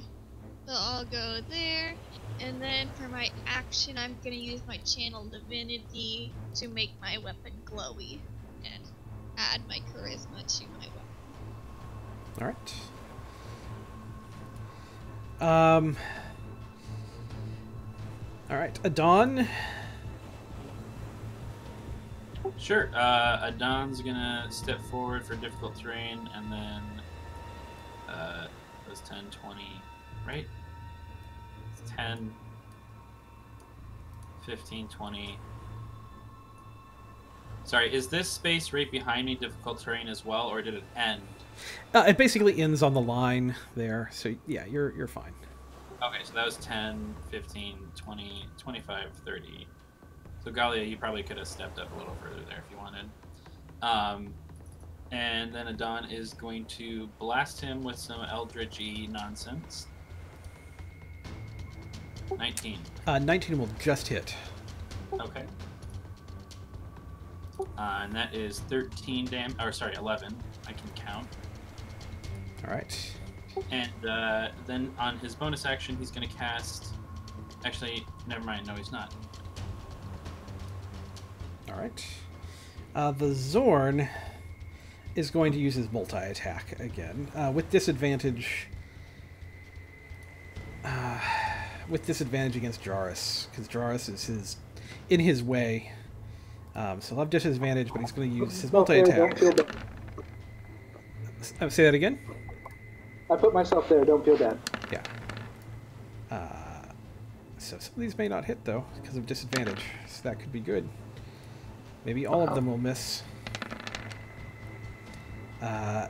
They all miss. All of those miss. Yes. This creature is cowering before me. Alright, Sky is up. Alright, I'll take my move action up to here. Oh, doesn't the flame pillar thing go off? Oh, yeah. On his turn, right? He started his turn there. No, it's not a start the turn. It is... Let me find it again. She says Any when you creature cast in the the spell. bonfire space, when you cast the spell, must succeed. The creature must also make the saving throw when it moves into the bonfire space for the first time. Or ends its turn. Ends its turn there. So, So he yeah, has to make a ends its turn. dex. Alright. A 17 is enough, I believe. It is. Okay. And all I'm doing is maintaining concentration on the spell. Alright. Red is up.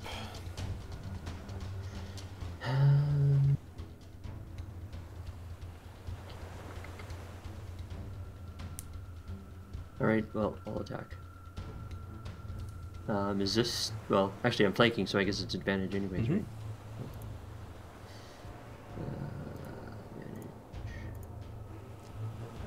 17 will miss. Wow. And I'll use my bonus. 19 is just going to hit. Big 5. And that's... what kind of damage is that?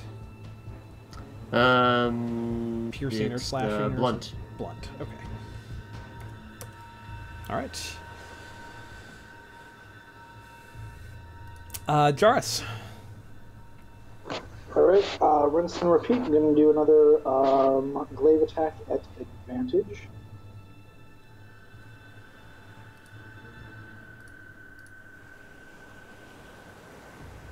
Big money, big money. So 15. That will I will miss. make it a precision attack. 21. That will hit. Then I will use my action surge to make another attack. Mm-hmm.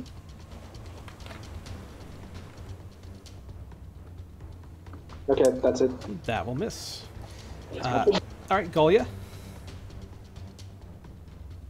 Okay, so because can I be in the same space as Red because he's small, or I mean, I don't.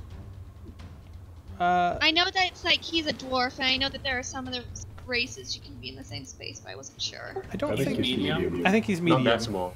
Yeah. Oh, I thought dwarves were small. My bad. And So we're also how- in a tunnel. So Even Asa was medium. You can move into his space, but you can't end there. So you could move into range, attack, and then move out of range. Yeah, I would like to do that then. I'll go, and then hit the buddy with my attack. So I get a +2 for my attack because of my shiny weapon. Okay. Sorry, Asa was small. So 23. So 25. 25 will hit. Or 10. Yeah. Is your weapon considered magic now? Yes, it is magical now. All right. It's my channel divinity for my oath of devotion. Yep, that'll do some damage. And then I'm gonna take a step back. Yep. Adon. Adon will do the same thing. God, get off me! He's just going to stab downward at this creature, sort of, trying to arc above my smaller friend below me. Mm-hmm. 22. 22 will hit. 21 damage. 21 damage. All right. I hate to be that guy, but there was an attack of opportunity when Galia left. Oh, there was. Let's do that real quick. It will do. Come at me. It will bite at you as it leaves. Come at me, boy. That's a 21. 21 just hits. Yeah, for 12 damage. Just I hits. You have a will- 17 can AC. Yeah. Wait, oh shit, it's because I forgot to put my shield back on after I was using my battle axe. Okay, you have a 19 AC. Yes. All right. But still, 12 can I damage. react to his attack on me, or could I use my hellish rebuke on him, or my heavenly rebuke? Excuse me. He's dead already. I was gonna say, Adon killed him on his turn, so I don't think it Okay. matters. That's fair. As Adon slashes at him with his packed greatsword, he's gonna kind of gut this thing up the middle, and these partially digested coins are gonna come spilling out of this creature. My coins! They're less coins now, and more lumps of precious metal, but still, I'm sure clean them up a little bit, get the nasty guts off of them, and there's a shopkeeper somewhere who will happily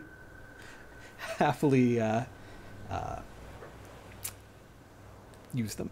So this creature, as you do that, these coins come tumbling out, and as well as you can see inside the skeletal structure of this thing, looks like it is potentially harvestable. That some of it might be valuable metal in and of itself. This creature is definitely somehow highly connected to this need for metals, and it is seeped into his very bones. If you were to harvest him, there's probably 100 platinum worth of bonage in here, so he's very worthwhile. Yeah, no. Would my medicine skill help with that somehow, or? Yeah, you can definitely. What I think we need to do is to see like how much of that you can harvest, like how good that is. Can we just basically get all the meat off and bundle the bones up to take somewhere else? Sure. Yeah. Like I think you could probably like cut this thing up and like pull him out of here into the. Yeah, and like if you want to bundle it up and cart him back to the turtle village or something. I mean, he is a heavy creature. Like he weighs a lot. He's several 100 pounds because he has so much metal in him. There's the. Well, we don't want to there's take the the whole cart. creature. There's We want to cart leave that's the that you can build meat. in- Gotcha. Yeah. So you're kind of hacking the skeleton out of it, basically. Okay. Yeah. And then we can also build a cart in that one chest that was Well, there. it's a sled, but I mean, let's not get carried away here. Sled. Oh, sorry. Well, why don't we pull this out into the bigger area here? We can maneuver. Lauren, you had described this nest as being like littered with like different materials and metals and stuff. Adon's gonna take a look around and see if there's anything else that's valuable. Yeah, roll an investigation check.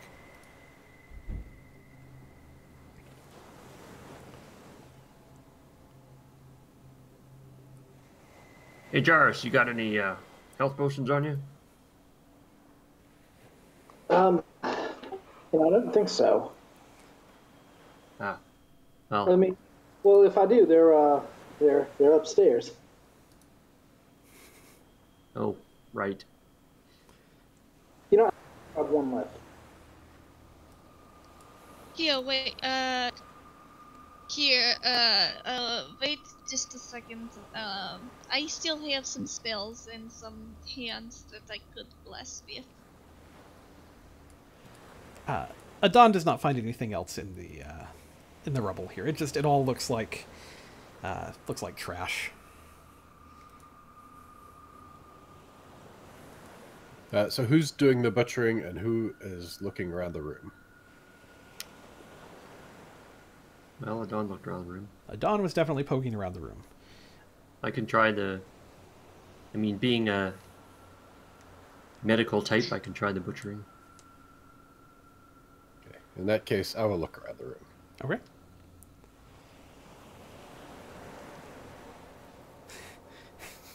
There's a room here. It's definitely a room. Again, everything just looks like it has just been anything of value. Any valuable metal has been absorbed by this creature, is what you're seeing. Red, do you have? I would allow either medicine or nature on this. If either one of those. Oh, I got medicine. All right. Can I help him with that? Because I also have good medical skills. Yeah, I'd say the both of you could work on this, and that would give advantage on it. Okay. Right. And then 2 1. Come on, medicine. Yeah. Oh. Okay. That's a great roll. So yeah, you I'd say you guys spend your time on this, like you're really trying to extract as much metal from the meat. I was going to say meat from the bone, but that's the wrong metal from the meat. And I'll say you get all of it because you can have 1,000 gold, 100 platinum. Yep. That is. We can set up like a little chain gang back down. Yeah, I mean you'll need to convert it to that. It is not in platinum pieces now, but that is the value of what you have extracted. Yep. Something else for Vorn to carry. How? Yeah, he could carry. He's a very strong boy. Yeah. I still have a lot of carrying left. I still have at least a little under 200 pounds I can still carry. So. Yeah, a platinum piece is. I'm not sure how much a single platinum weighs, but you can see that on your sheet. So, if you put one in, it should raise your weight up or down a little bit. It says 2 pounds. Yeah. For the platinum. Okay, so that's. Oh, for the whole 1,000? You know what? Weigh it as gold. Do 1,000 gold. That should weigh a whole lot more than the platinum. Okay. So I that's got probably the weight to figure out. 20 pounds then. Yeah, that's more like it. 20 pounds of skeleton. Wow. I'll carry it too. Again. I won't be carrying that. Still. And maybe Vorn can carry it later on. But I still have big muscles that can carry like 100 more pounds-ish. Yeah. Sky is not a strong cat, so I'm pretty close to encumbered to begin with. Yep, me too. Especially now that I got my heavy crossbow. I have an 8 strength. Oh, well, I got 13.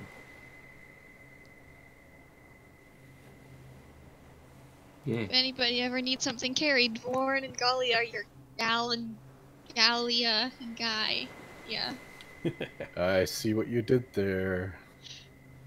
You're our bag of holding. Yeah, exactly. All right, so you guys finish butchering the creature, and bring it out into, and bring yourselves out into the cave again, emerging from its den.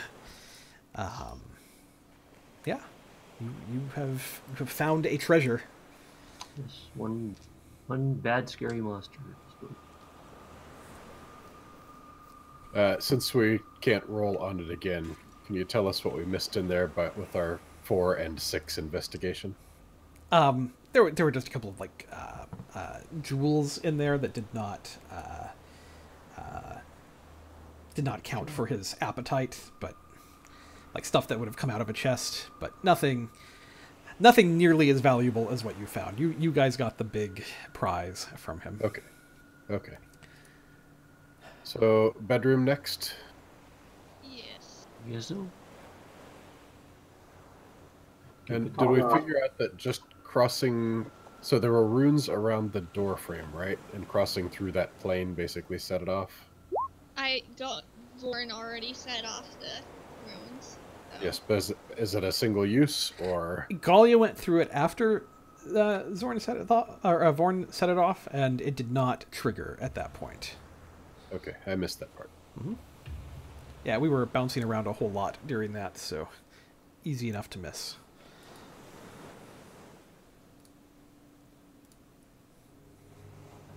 And I think I remember you saying that there were like 2 doors up in the top of the room. There are 2 doors in the top of the room. Now, just to kind of make sure everybody knows what's left, there's an unopened door right over here. There is also an unopened door down here. Plus, there are unopened doors at the top of this bedchamber. That is what you are aware of, at least for now. Believe me, I'm keeping track of the unopened doors. I know. That is fair. I have that kind of mental illness. I do the same thing, so I tend to be a bit of a completionist. All right, Gallia, where are you headed? You're after the door that you were looking at? Jarvis takes a running leap over the trap tile.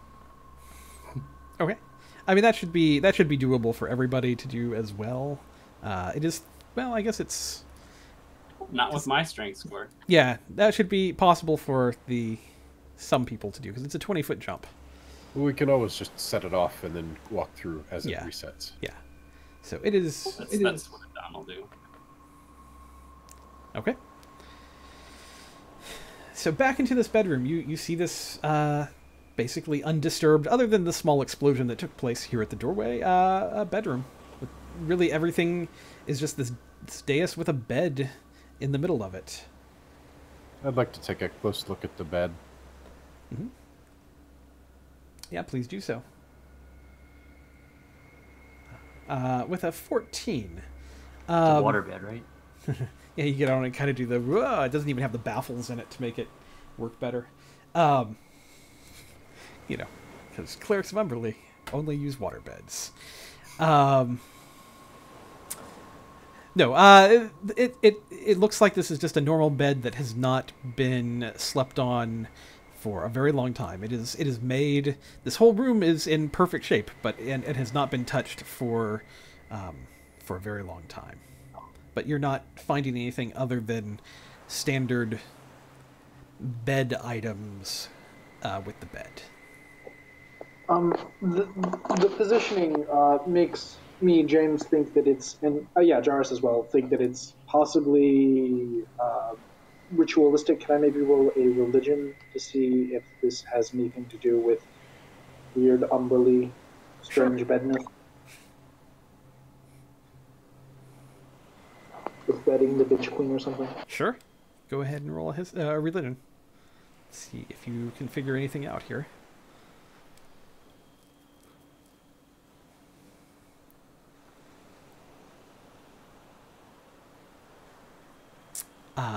Nope, you have no idea.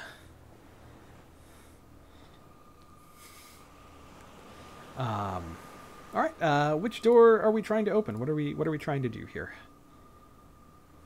The door that's right in front of the door that's right in front of me. I'd like to try. Okay.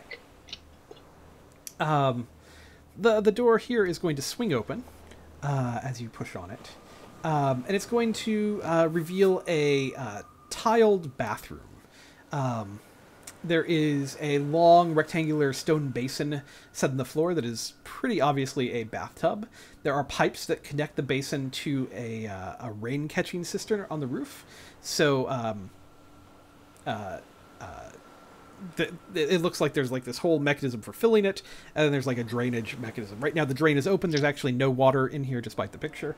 But yeah, that's how this system works. Anybody care for a bath? Not in that bathroom. Adon's gonna try and jiggle the handle to the other door. All right. Yeah, this is going to open. And you're going to see just kind of a small vestibule here. You're in this room. There's several shelves standing against the stone walls, and there are 2 wooden chests in the middle of the floor here. Yeah, you want to have a seat on these chests? Say that again. Sorry, there were 2 things that happened at once there. Galia, you want to have a seat on these chests and rest a bit?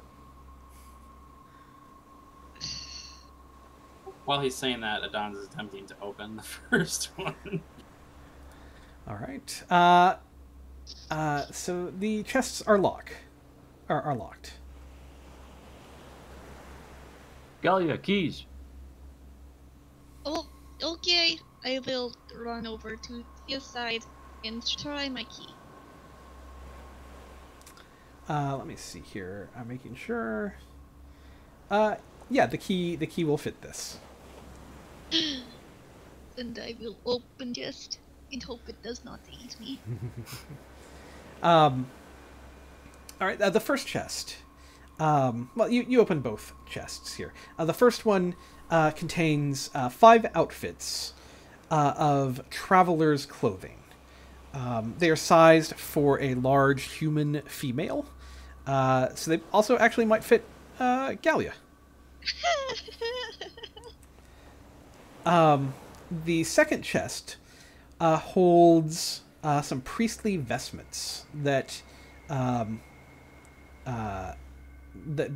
would befit a cleric of Umberlee, because they are festooned with the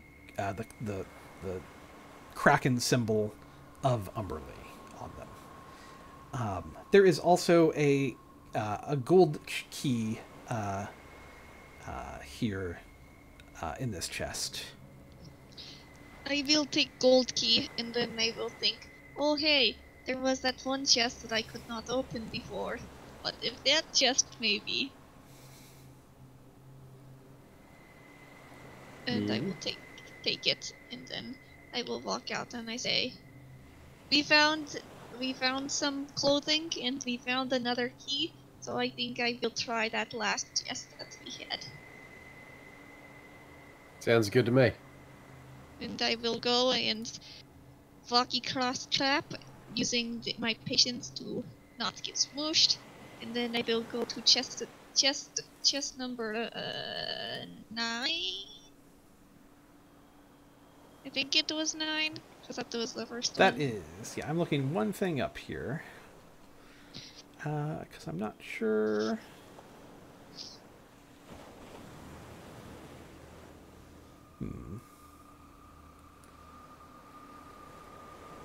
Let me look a thing up. I'm actually. This is not described, so I want to see what this is. So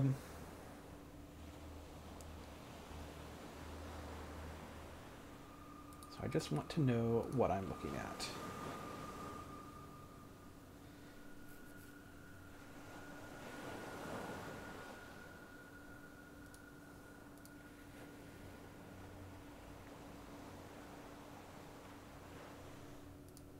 Okay, that's interesting.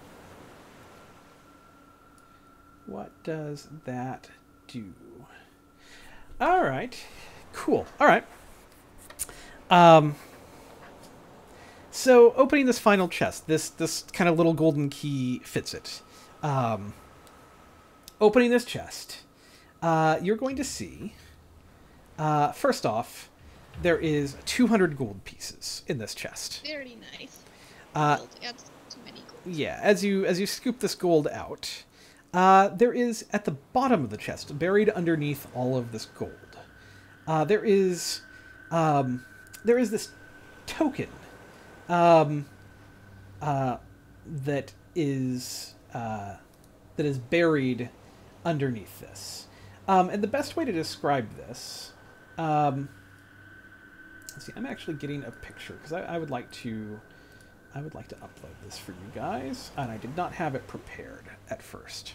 So give me 1 second to actually get this on here. So, if I'm counting correctly, Galia has 70 gold for each of us that she's holding on to right now. Perhaps. I don't know if I can carry it.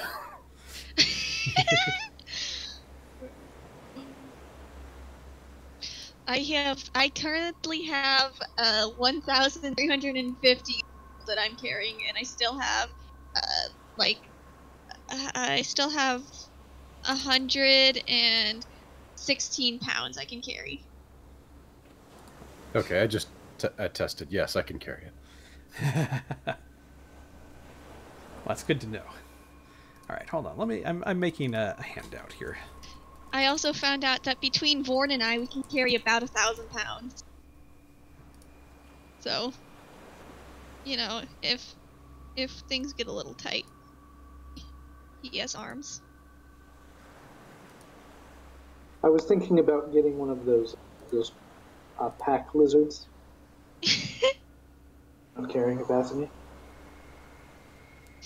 All right.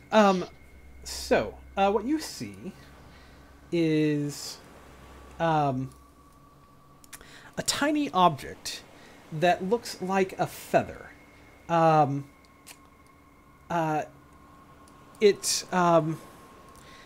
has like a feather in the item, kind of in with it, and then there's kind of this jeweled sort of design that has been crafted to go with it. They look kind of like these, for kind of a visual understanding of what this looks like. And this one happens to be in the shape of an anchor. And with this item, you can use an action to touch the token to a boat or ship. For the next 24 hours, the vessel can't be moved by any means. And if you touch the token to the vessel again, it ends the effect. And once you use it, the token will disappear. Okay. That is a very interesting item. False feather token. Okay, I will have item.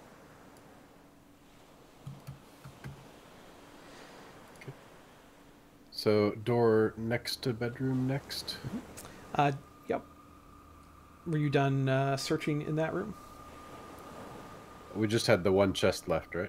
Yeah, I mean, there were also the shelves. I didn't know if you wanted to try looking into shelves or not. I feel like I'm being very nice saying that, but... Oh, the shelves in the north of the bedroom? Yes. Oh, yes. Let's look at those shelves. I thought we had cleared that room out. Just the jests. Yep. So the shelves... They're, mainly you're going to see like little wooden statuettes of sea creatures. They're cute, but they're not particularly worth anything. Probably the big thing that you will find in here, on one of the shelves, you are going to see that there are some old moldy books. There's 4 of them on one of the shelves. And these are captain's logs from a ship known as the Bitch Queen. And these are going to be the chronicle of the ship's voyages. So a couple of the little wooden figurines, Sky is just going to kind of bat until they are barely on the edge of the shelf and then fall off. Nice. Yeah, they do. They fall off. It's perfect.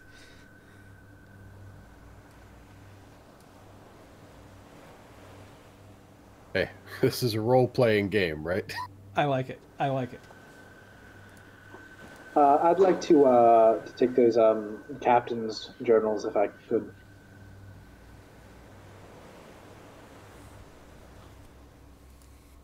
Yeah, you can grab the journals, definitely.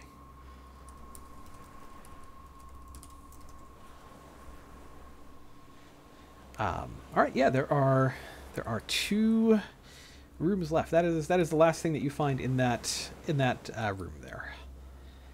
So there are two doorways left that you have not explored yet. I guess it's my turn to open a door, so I'll attempt an investigation on it, see if there's anything trappy first. You are not catching anything trappy offhand. Let's see what you get with a roll. Wait, I have a wand that does this. Yes, you do. So anything within 30 feet. Have I used a charge today? We slept in the temple, right? Yeah. I'm trying to remember if you used a charge or not. I don't remember. I think you used 1 charge to check the on this door, and then. Okay, that's right. I think that's right. So, Yep. So I should have 2 left. Yep. Now I'll have 1 left. All right. Yeah, you are not sensing any trap coming off of this. In fact, it pings you down to the trap to your south. The blocks that will crush you. The squishy plates. Yep. All right, I'll open the door. You open the door. Inside, you see a kitchen that has not been disturbed for a number of years. And inside, all of the contents are covered with dust and cobwebs. There's a stone oven built into one of the walls here. There's several narrow doors that open into some pantries and that kind of thing. I'm just going to open those up for you now, because why not? There's a lot of supplies in here. Most of the foodstuffs are either gone or like so spoiled that they don't exist anymore, basically. And there is enough stuff like you're seeing a lot of kitchen utensils and that kind of thing that are still in reasonable shape. So you could put together like some kind of mess kit or something like that if you wanted to. Already got one.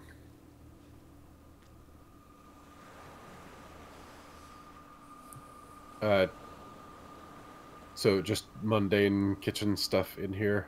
That is what you were seeing. Adon's gonna open the door down here. As you do, let's see. As you open the door to the south,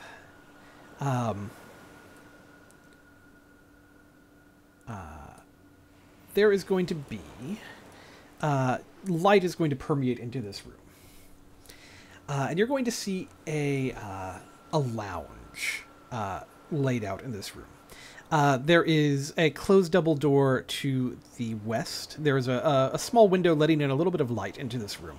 That you can see that the window looks out over the terrace, and it's a really beautiful view actually, because you can see out over this terraced garden out to the waves crashing below. Because you're 30 feet above all of that here. It's quite beautiful. The furnishings in this room have very much deteriorated, just like the rest of this place. More plaster walls that are peeling. There's a bird's nest that some birds have made in the cracked ceiling here. There is some stone steps that lead up to a platform that has tattered rugs, Galia, for you on them. There's cushions and tapestries. You're going to see that around the room there are 3 clay pots, more urns here, painted with images of sharks and octopi. And there are also 2 rotted couches kind of laying in the corner of the room here. Does this look some kind of throne room to anybody else? Well, the throne room probably would have been more to your north, as you may recall. Like, this was very much a throne room. This looks more like more like kind of a lounging place, like a less formal sort of room. Adon's gonna thaumaturge the doors and throw them open. The doors are going to burst open, letting in a significant amount of light. As you do so, as the doors burst open, you're going to hear a sound. And some creatures are going to emerge from the clay urns as the light disturbs them. I was literally just about to go and say, hey, can I look inside one of these pots? So these creatures that emerge, they are small. Like, think of them like if a corpse was shrunk down to like 2 feet tall, and then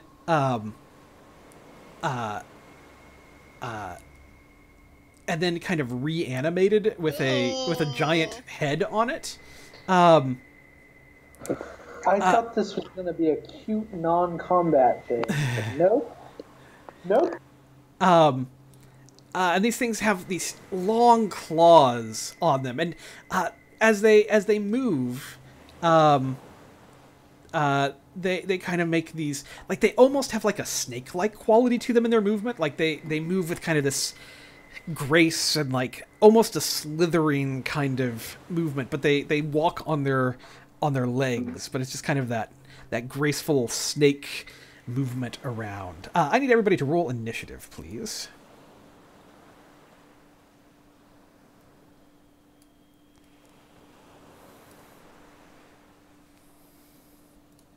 And I guess I should do that as well. Does the initiative window need to be up before we do that for it to show up, or does it catch up? As long as you do it with your token selected, it should automatically add it to the initiative.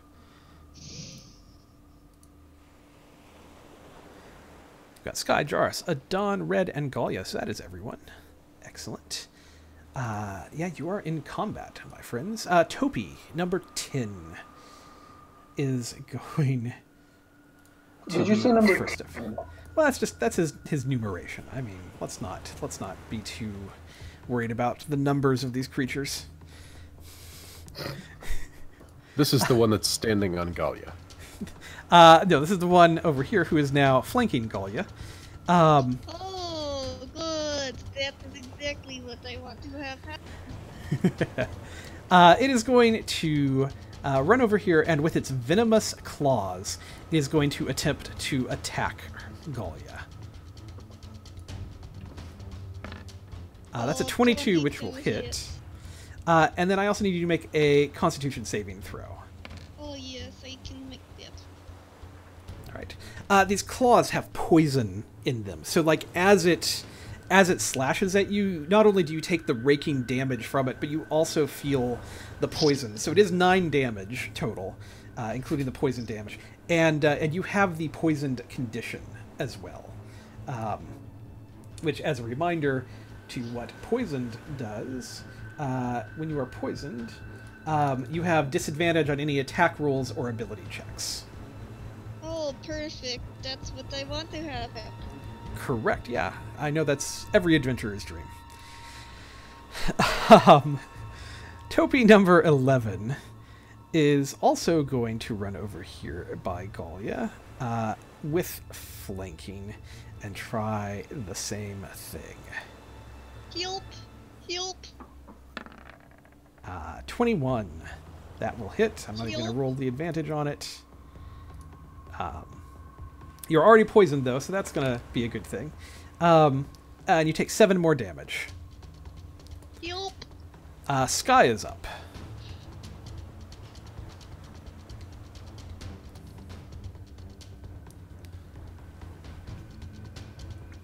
I think that it is going to be...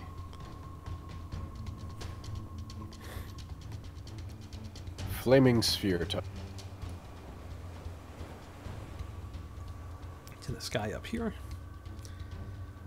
And I will... Oh, hang on a second. Where can I put this so it doesn't hurt Galia or Red? What is the range on it? Let's see. Any creature that ends its turn within 5 feet of the sphere must make a dex saving throw. What is the radius? It's a 5-foot sphere. Okay. 5-foot diameter. 5-foot diameter, not radius. That's correct. If it's within 5 feet of it, wouldn't that be a 5-foot radius? Well, it's a 5-foot diameter sphere of fire, appears in an unoccupied space of your choice within range, and lasts for the duration. Any creature that ends its turn within 5 feet of the sphere must make a dex saving throw. As a bonus action, you can move the sphere up to 30 feet. If you ram the sphere into a creature, that creature must make the saving throw against the sphere's damage, and the sphere stops moving this turn. Okay. These are 10-foot squares. So you could actually put it... so I can put it up on the dais, that's right. Yeah, somewhere kind of like that, and you would hit both of these Topi. Perfect. All right, so they both need to make... is this on their turn they need to make the saving throw? Any creature that ends its turn within 5 feet of the sphere. But I can bonus action move the thing, ram it into that first creature there. Okay. And it has to make the saving throw now. All right. So we'll do that. A dexterity save. If it feels like rolling it. There we go. That is a 9, so that is not going to save. So that is 7 fire damage. Indeed. That is going to kill this first creature.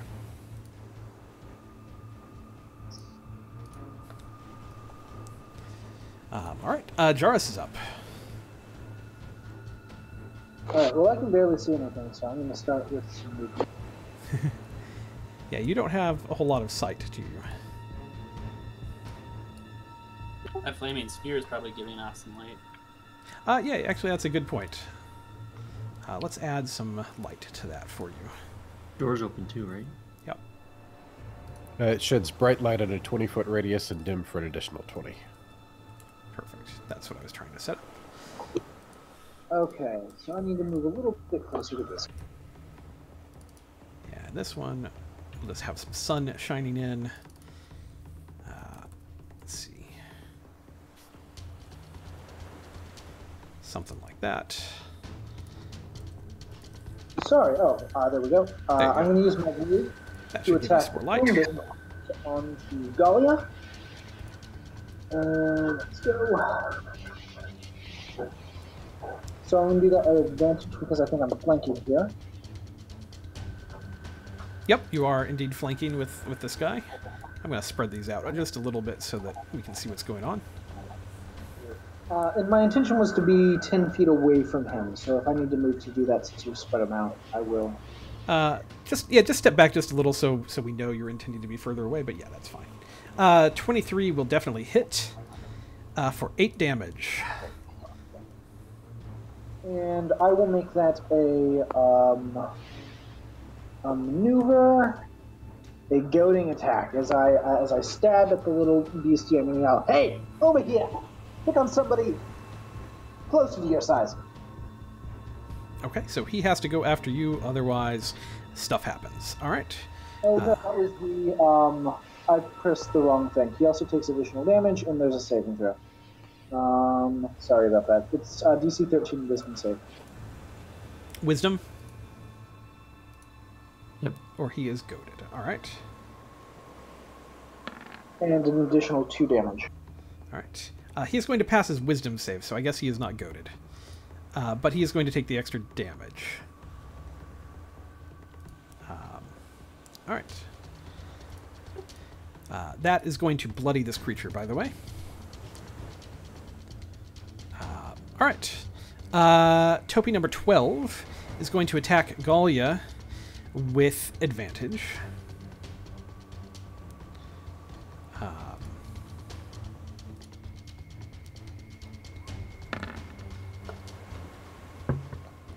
That's a 20. That hit. All right. 7 more damage to Galia.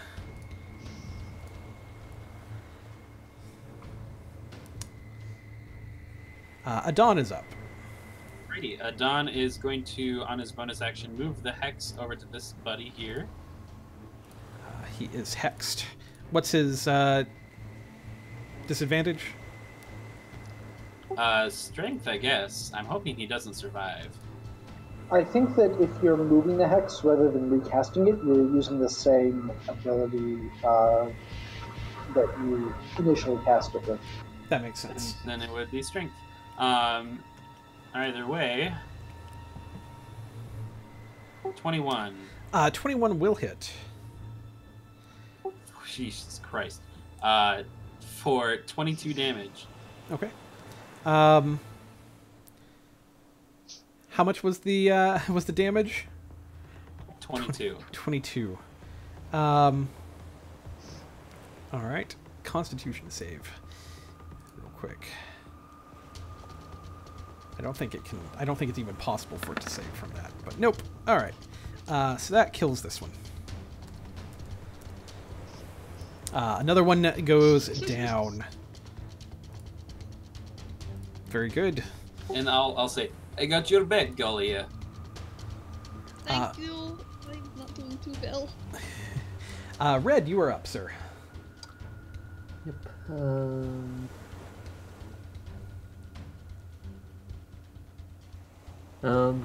So I don't know if you were just being like descriptive or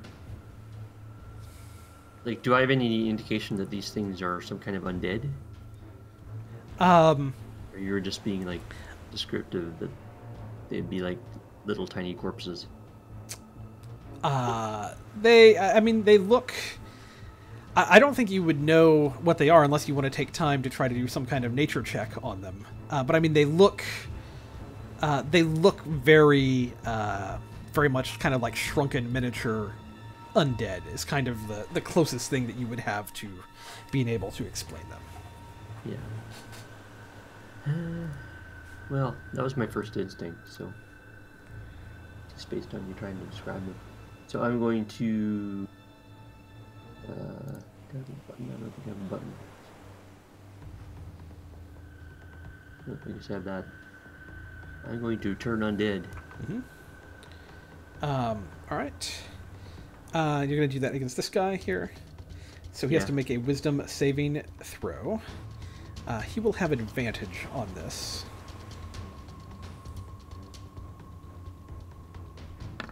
Because of one of his skills. So that is an 18, so he will pass that. Okay. Yep. I guess that's an action. That's about it, I think. Right. This other Topi is going to go after Galia again. He does not have advantage. Oh, finally. but he is going to attack with a 17. Haha, that doesn't hit. All right. Now remember, you do have disadvantage because you are poisoned. Yes, I do. Do I take any poison here at the start of the turn? You don't take poison. Poison just means that you have disadvantage on attack rolls and ability checks. Okay. Lauren, what kind of action does it take to hand someone an object? Is that like an object interaction? Yes. Okay. I would have handed Galia a potion, because I had more movement. I could just walk up to her. I don't mean to be a downer, but didn't we make a decision that pulling something out of the pack was a different object interaction than doing something with it? Yeah, I think we did earlier on. I think you're correct. So, like, if this is in your pack and you're accessing and trying to hand it to another person, like, you could do it for yourself or, like, pour it into... But, like, you couldn't necessarily hand it and everything. I think that is correct. Sure. It's okay, I have healing I can give myself.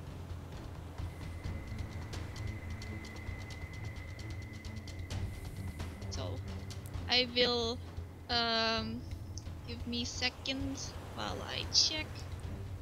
I think I am going to use the rest of my lay on hands pool. Wait, actually, give me a second, I need to check something, because I know I can use 10 lay on hands points to do a thing, but I don't know if I could do that to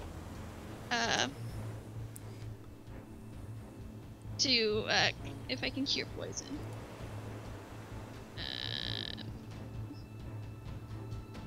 Probably Are you like immune to inspiration. poison and disease or something? Or is it I'm just immune to disease. Yeah, I poison can is different. Can I? Haha! I will expend 5 of my points to neutralize poison, All right, you are no longer poisoned. and that's my action. All right. Topi number 13 is just going to kind of hiss at Sky and attack with his venomous claws. Guy hisses back. That's an 8, so I'm assuming that does not hit unless your DC has dropped significantly. Topi number 1, with advantage because of flanking, is going to attack Galia yet again. That is a 16. Oh, Flaming Sphere, that's right. Ah, And it ended its turn near it. So it needs to do... What is the save? Is it a dex? DC 12 dex. All right.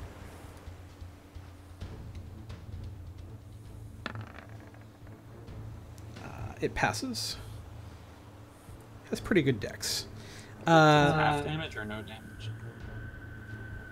No damage. Yeah. All right, so the attack I'm did sorry, not hit. I'm reading it right now. It says half as much on a successful one.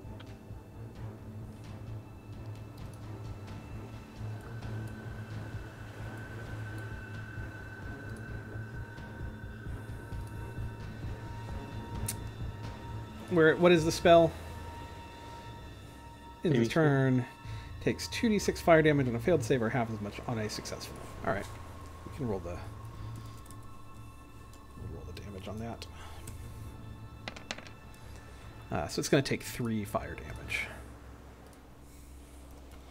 That is fine. All right. We'll use Dr. Sciences. That's fine. The doctor. So that is 5. Take 2 more off of there. 4. That's 4 because we round. I wasn't going to argue with you. No, it was your attack. We'll use your attack, not my attack. All right. All right, Sky, you are up. I will ram the flaming sphere into that same one. Okay. Yeah. So it's got to succeed on that save again. Another dex save.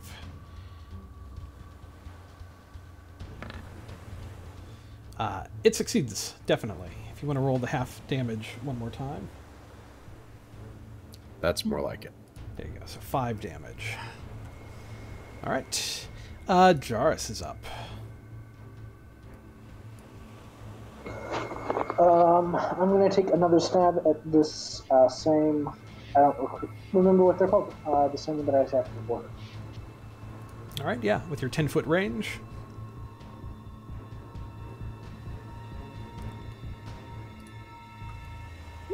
Does a 15 hit? 15 does hit. Yes, for 7 damage. That is going to kill this one. Great. Then I will use my movement to run around here and jump down behind this. All right, very good. Let's see, Topi number 12. It is going to... It does not have advantage anymore.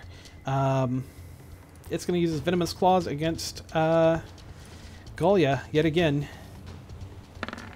Hissing the while. 16 is going to miss. Adon is up. As my bonus action, I will move my hex to the little bastard, and I'll sort of spin around and try to flank it. As I do, I am putting my momentum into the great sword. 15. 15 will hit. For 20 damage. That will kill this creature.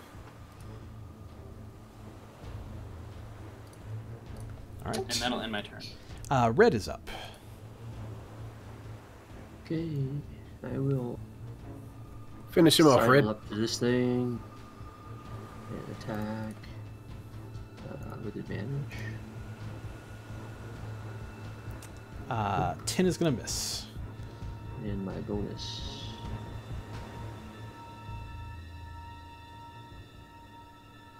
So is 11. So bad at attacking. It's just you've had some really bad rolls tonight. It's just not been your night You rolled for the dice. Really well for investigating something earlier, though. Yeah, I'm better at that stuff. So. All right. This I'm a great creature. melee person. Yeah. This creature Without a is, bless or something. is going to roll a 20 attacking Sky. So Sky, I need you to make a Constitution saving throw.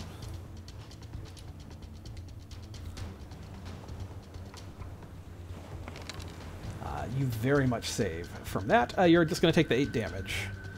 And this creature is going to move. It's going to take the attack of opportunity from Red, but it's going to try to get away from the 5-foot sphere that you've been moving around it.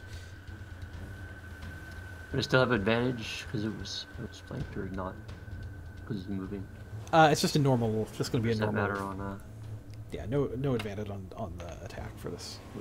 But a 16 will hit, which is going to be 9 damage. So as it moves, trying to avoid the magical fire, you're going to hit it, and that is going to kill this creature as well. Golia, surrounded, well, less surrounded. Surrounded by 1 now. Halt! I will- I have you surrounded. Yeah. I will give this one that's left right here. Mhm. I'm gonna give him a friendly battle axe. Oh, that sounds very nice. Does a friendly 19 hit? Yes, very much so. Okay. For a nice, loving 7. 7 damage. All right. Sky, you were up.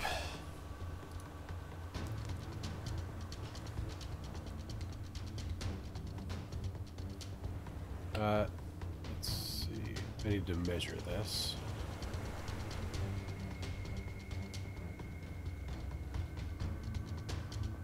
Yeah. So I will use my feline agility to move this entire way. Mm-hmm. Very Wait. nice. I take that back because I don't have enough spell slots to cast that one. So I will just stop like mid-dais right here and put a bonfire under this fellow. So Dex save, DC 12, or 1d8 damage. Right. He will roll his dex save. That is a 4, so go ahead and roll that d8.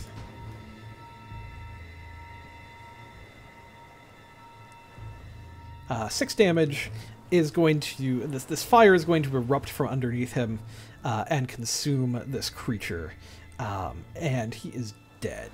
That will take you out of combat. You are no longer engaged with these creatures. The marriage is off. Ooh. Gosh, He said we're no longer engaged. nice. Who will you...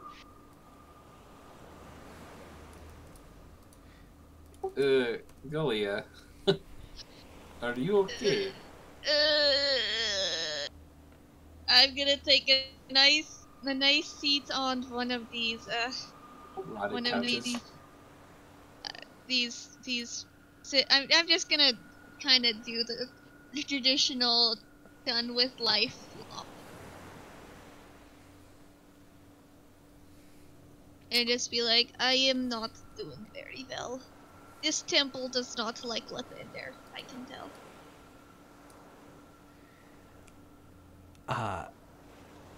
Guys, we are at the end of the session here. We're coming right up on midnight. I believe,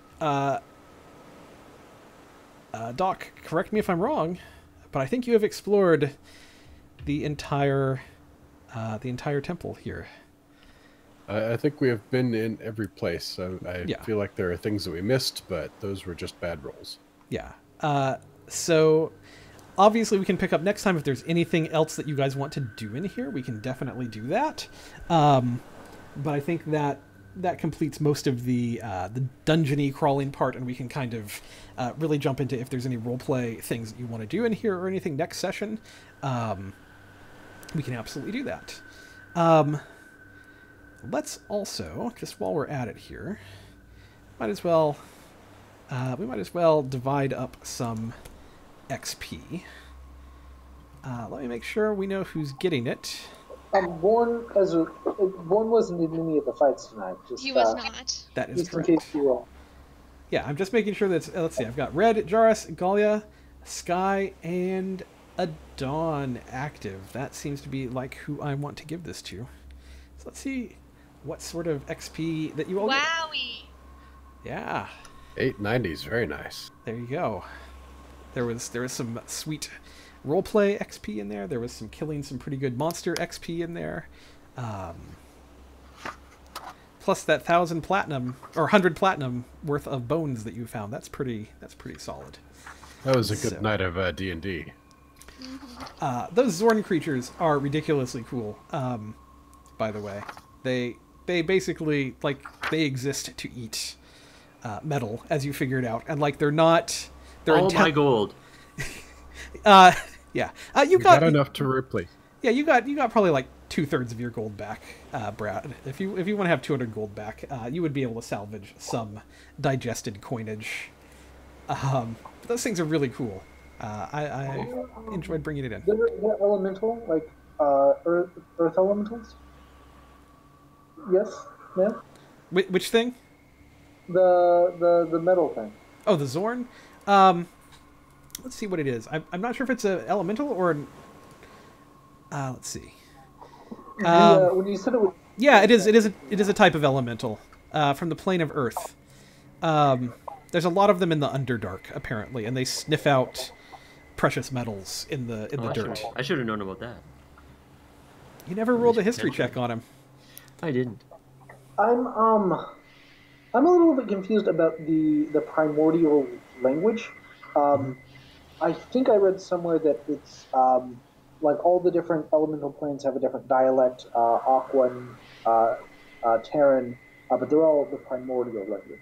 I don't know if that's if you're using that or if where I read that was just total nonsense? I will look at it, because if that's the case, then you could have had a nice conversation with this guy, and also probably the other thing. I will double check it. I'm not sure I've had to encounter that before, so I will have to look at it. So, cool. Well, thank you guys for a good game tonight. Everyone on the stream or watching this later on YouTube or our videos here on Twitch, thanks for watching session 14. Next time we should see a triumphant return to Ahoy Hoy and the turtles of the Snout of Omgar. There should be some new shields purchased by a couple of people, I would imagine. Perhaps some pomp and circumstances. Big party. Yeah, there might be other things here to do on the Snout now that the main thing has happened. See if the players take up any other quests. As always, we stream this game, Tomb of Annihilation, Saturday nights, 8:00 p.m. Central Time on Twitch. You can catch us live here just about every weekend. And Sunday mornings at 10 a.m. We're also doing, we have a live stream of Storm King's Thunder, 10 a.m. Central Time. So those are both things to check out. So thanks for watching. As always, follows are very much appreciated here on Twitch. So if you'd like to, what you saw here tonight, hit that follow button. It helps us out greatly. So everybody, thanks for playing tonight. It's been a lot of fun. Thanks for watching, everybody. And we will see you all again next week. Thanks for watching. Bye. Alright. Toodles. See you next time.